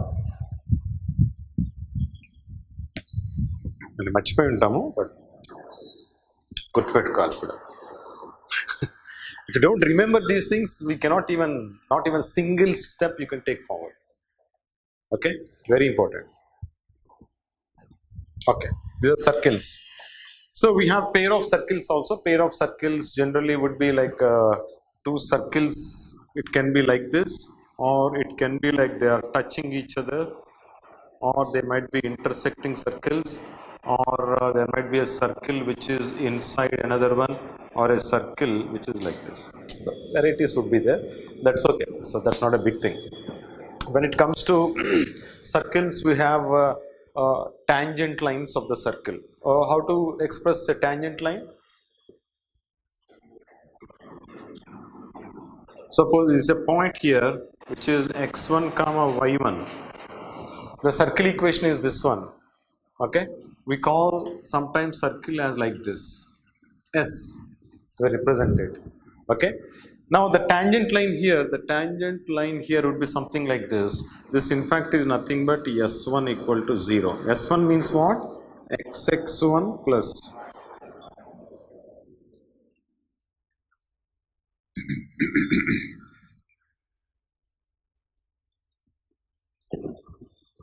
this is equation of tangent line. Okay, గుర్తుండాలి అది కూడా, అందుకే చెప్తా. You should remember this also. So there's something else also which when we come to this part we can discuss that one. That's not an issue. Anyway, let me cover that ellipses, parabolas and hyperbolas as well.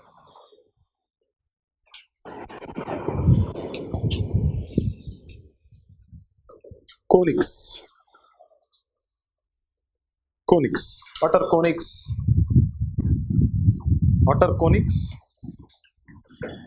Sometimes people also call it conic section. Conic section. So in the conic section we have ellipse, parabola and hyperbola. Ellipse, parabola and hyperbola. Okay. So why we call them as conic sections? Why we call them as conics or conic section?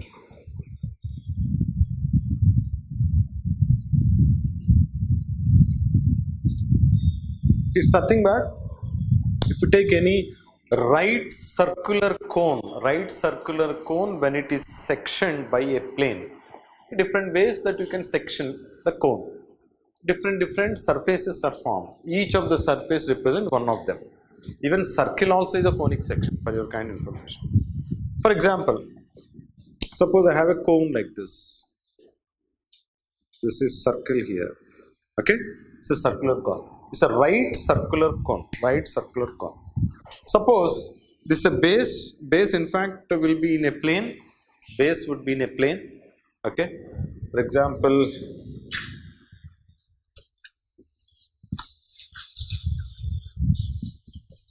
this is a cone.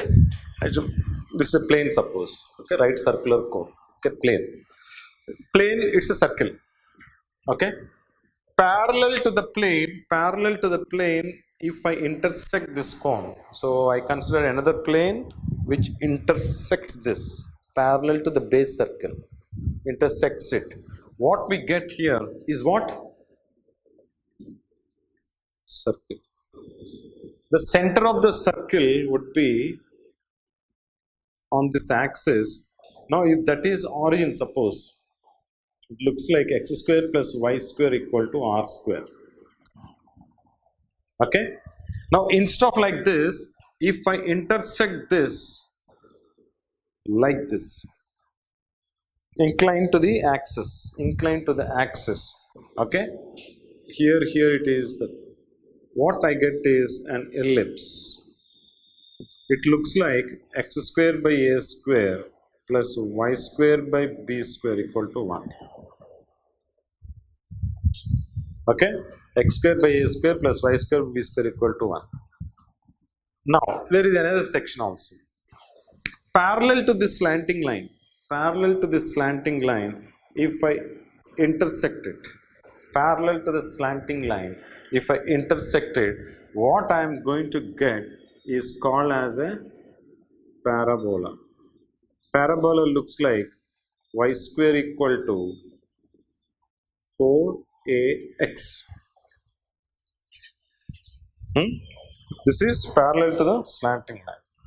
Instead, there is another final section which is parallel to the axis.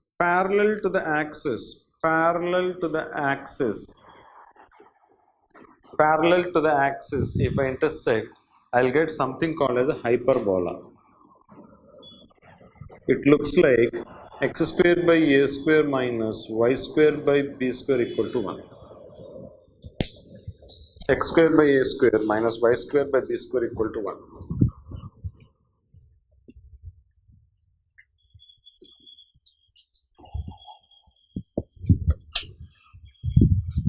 Okay, circle, you know, ellipse,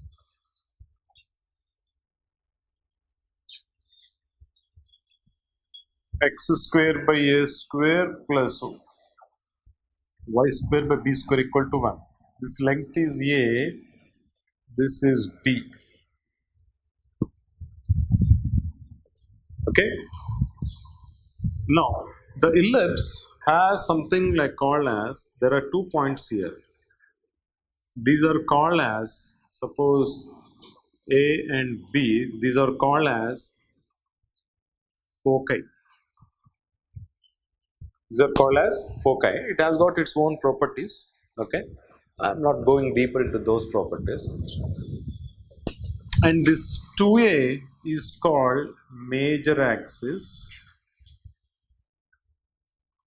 2B is called as minor axis. They're also called as principal axis, which are major axis and minor axis. Okay, and there is something called as a directrix here.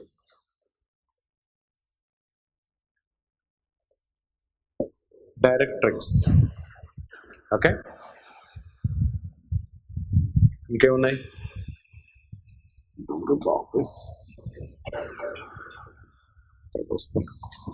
Okay, this is ellipse.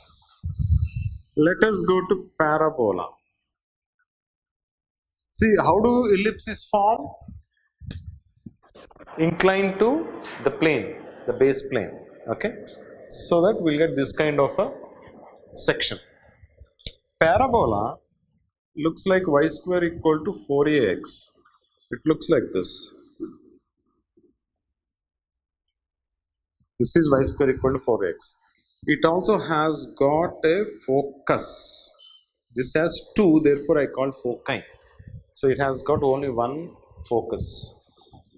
This is y square equal to 4ax. Okay. This distance is a. There is one length here, we call it as latus rectum. Latus rectum. Okay.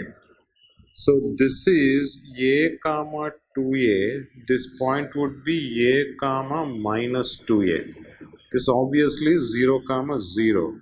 There is one called as directrix here. This directrix would be x plus a equal to 0. This is 0, right? So this also is a. So the distance of minus a units, x equal to minus a is a vertical line. So x plus a equal to 0 is the directrix. Okay. This is standard now. So this curve, which is like this, okay, if it is rotated like this, it becomes x square equal to 4ay. Again, all this entire thing 90 degrees rotated. X square equal to 4ay now instead of y square equal to 4ax. Okay, another rotation you can always have. Even instead of 0 comma 0, you can have h comma k as this point. Vertex, we call this as vertex. Vertex can be translated to h comma k, in which case y minus k whole square equal to 4a into x minus h. It would become. Translation happened. Okay, this is what is parabola. And then hyperbola. Hyperbola is what? X square by a square minus y square by b square equal to 1. It would be something like this. One ear, another ear like this. This is a, this is a. It has focus, it also has a focus. Okay, 2 ears. Now, but if you see here in this cone, this line, this is the line which gives hyperbola, right? This line, you can see, this line intersects the cone here. This intersection gives me this ear. 2 ears, 1 ear. How do we get this?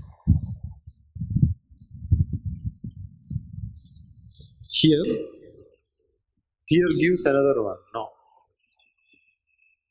Oh, so many like this, na? Cone, na? We can. No, not all. Up there is another one. Cone is not just this one. The wrong assumption that we have on cone is that we always feel that cone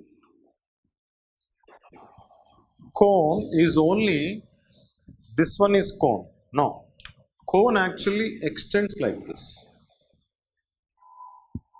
Cone actually extends like this. This plane also intersects this one also. Got it? Now we have one ear, another ear here. This is entire cone. This is entire cone. Cone is not only the bottom one. This one also is the cone. It's not even extension of the cone. That is part of the cone. Because you know what is the definition of cone? The definition of cone is it is locus of a straight line. Locus of a straight line in 3 dimensions. Imagine this in 3 dimensions. Imagine this in 3 dimensions. It's a straight line. The straight line keeps moving straight line. So locus of a straight line I am talking. Locus of a straight line passing through a fixed point. Locus of a straight line passing through a fixed point. And also passing through another curve. For example,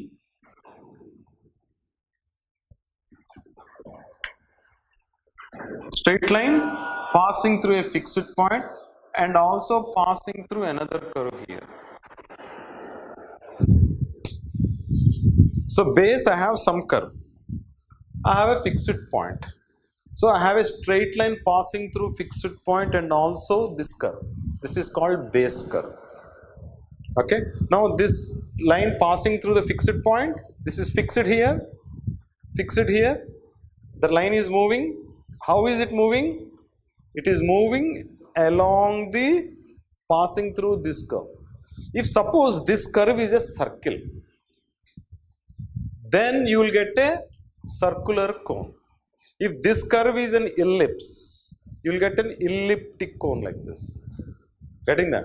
But if you see, the straight line not only is up to here, it also extends. No? Straight line is not only up to here, up to this point. The straight line extends to infinity in that direction, infinity in this direction. Therefore, the cone here goes to infinity like this and also infinity like this, because it's a locus of a straight line. It's a locus of a straight line. Therefore, it extends to infinity that direction as well as this direction. So the name of the cone is always named based on the base curve. Base curve. If this base curve is a circle, you will get a circular cone. Base curve is an ellipse, you will get elliptic cone. Parabola, then parabolic cone. Hyperbola, then hyperbolic cone. That's it. Got it? So cone means you always have this part also is part of our regular cone. It is not like an extension of this one, no, it's there already. But all these years we never saw that one because we don't know definition of cone. Okay, that's okay. Now you understood, right? That's how the hyperbola has got the second year. Got it? And what is principal axis? There is something called as principal axis. Coordinate axis, everyone knows, x-axis and y-axis is the coordinate axis. And what is the principal axis of a cone? Here if you look at this major axis, minor axis is the principal axis.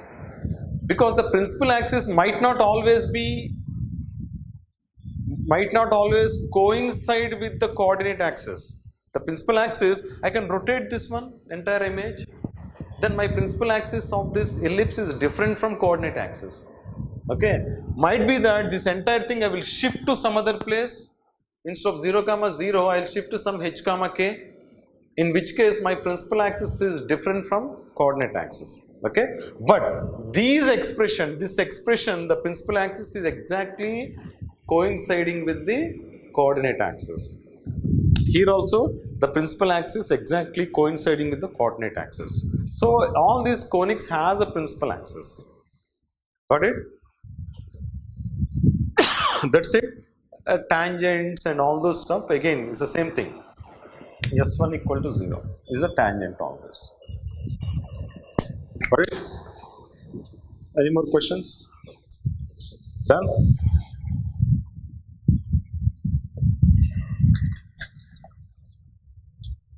Now I will come to the important announcement kind of. Okay. The thing is, I cannot start a full-time batch this year. Not possible for me. Okay. So I cannot have every day afternoon taking classes from 2:30 to 5 o'clock, which is not a possibility for me. Okay. So what I planned is two things. Okay. One is I'll go with mentorship. If at all you people want mentorship from me. But in order to have this mentorship, one thing is the second part comes. The one thing is you need to have already attended the classes. Then it becomes easy for me to go with the mentorship. Or else what happens is for everyone I have to teach everything again. Instead of I would have actually taken the classes itself. So point is I cannot start a batch. Okay. Two is if you guys go with my classes and other teachers also, it's not like only someone was asking like whether I'll be taking all the classes. No, I will, out of 13 topics, general I take 9 topics. Another teacher takes physics related topics are taken by another teacher. And there are another 2 more teachers who take up abstract algebra and real analysis. Okay. So there are altogether 4 teachers. Most of the topics generally I take. So last year classes, whatever are there, all are recorded. You can actually go for those recorded classes. And I'll give you very huge discount on those classes. Generally that would be the same price as that of regular classes, 40,000. But that I'll ensure that I'll give at a very, very moderate cost. So you just attend all those lectures one after the other. I will give you the sequence. I will give you every week what you have to do. Every week 1, 2, 3, 4, 5, 6 lectures, what lectures you have to listen to, and I will give you some exercise on all these lectures. At the end of the week we'll have a session, an online session or a session like this where you can always ask doubts on all those classes, 5 or 6 classes which I mentioned. So all lectures are available. For all these lectures I will give a complete schedule from day 1. Day 1 you listen to this, day 2, day 3, day 4, day 5, like this. After a topic is completed, I will conduct a test also. Okay. Any doubts that you have, I will give you one specific day. Suppose Sunday, I'm just giving an example. Suppose Sunday, morning 10 o'clock. You can come and ask any doubt on the previous week topics. Okay. And I will conduct tests also. Regularly I will conduct tests. Every week most likely I will conduct tests. And all of these things, some of the instances, this doubts clarification, we can have it online also. If I am not in Hyderabad, I can have it online as well. So that nothing would be disturbed till the time you complete the entire course. Okay. Other teachers also. I will give schedule. Na? Online or offline? I will tell you that. I will tell you beforehand whether it is online or offline. Because whatever topics generally I deal, whatever topics that I have given you as recordings, okay, my lecture is there in that. I will take this clarification session, doubts clarification.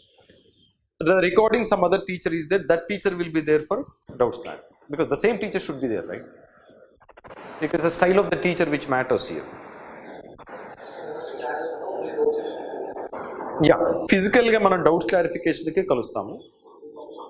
Migitavani recorded sessions untayi.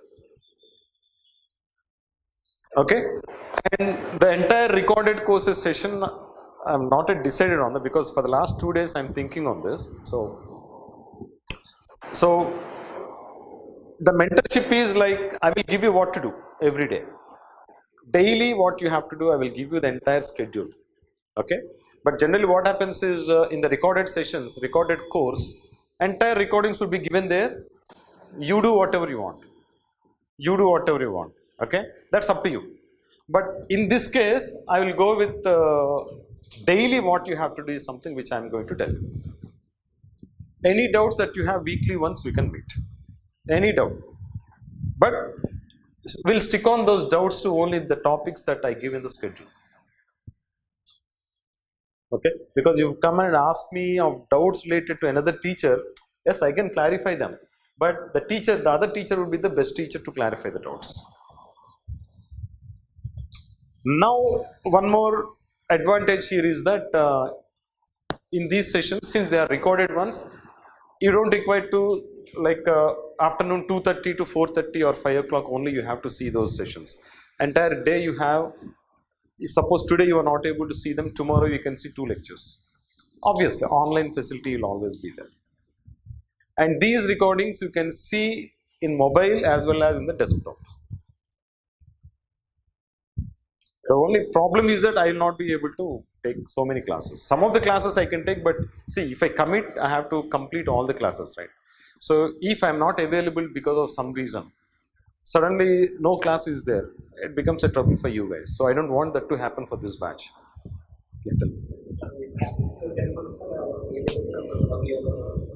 Access, it extends beyond 1 year, it goes to 2 years, don't worry. Don't worry about the access, I will take care of that.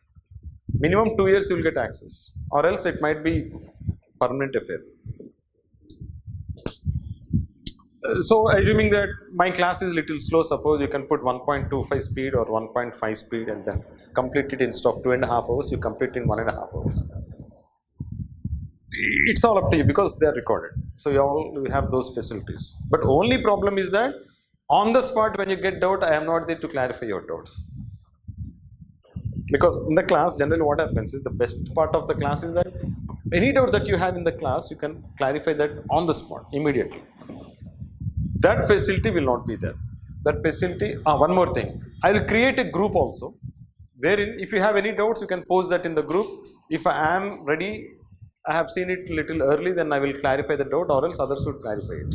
So we can create a group also in that. So that facility also I can. But taking daily classes for few days is okay, but not for 4 to 5 months.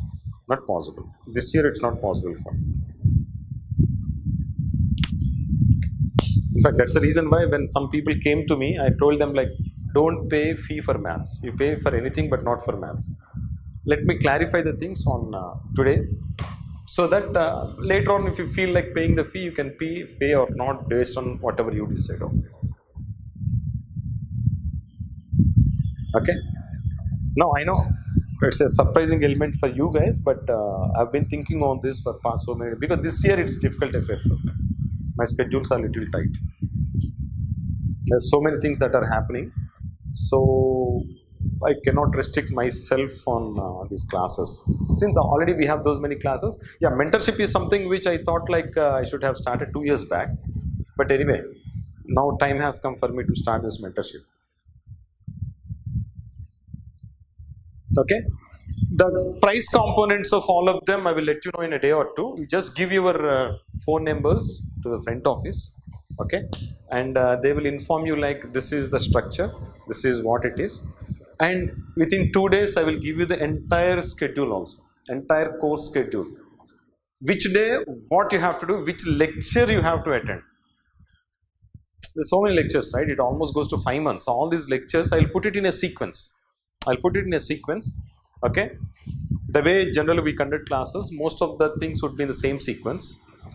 You just follow the same sequence. Daily what I tell you to do, you do that. In a week's time, whenever you get doubts, you let me know that whatever schedule I give you. Okay. And then any doubts that you want to clarify immediately, you post it in that group. That group, someone would address that. If I am there, I will address it. Because online, wherever I am, I can address it. Doubts are something, if it is there in Telegram group, I can always address that. That had been the case so many years. My old students, they keep pinging me, sir, I have a doubt in this question. Can you please clarify that? I have done that so many times. And evaluation, your answer scripts also is something which I can do online as well as offline, both. Because it's weekly basis, right? So we can do that. And there will definitely be a test series also, which I will let you know, because right now you don't require any test series. Once your course is completed, only then you require test series.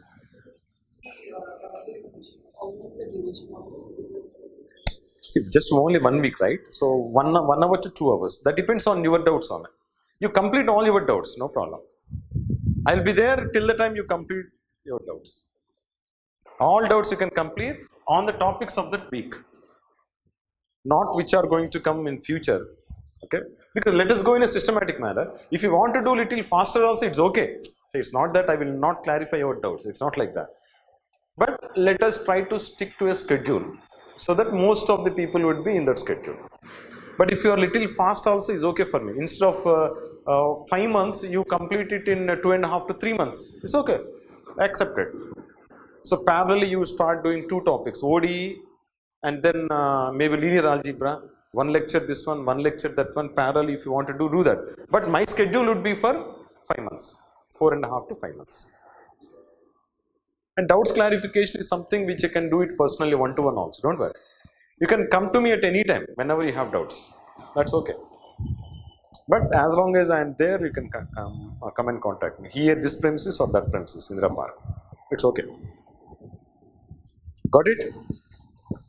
Any questions on this? Okay, na? Chalo then. So, these are the minimum basics you require. I tried to refresh everything, but I'm going to give you the soft copy of that. If you give a phone number to front office, they will send you a WhatsApp or a Telegram, whatever. They'll send you a soft copy of that. Okay? Chalo.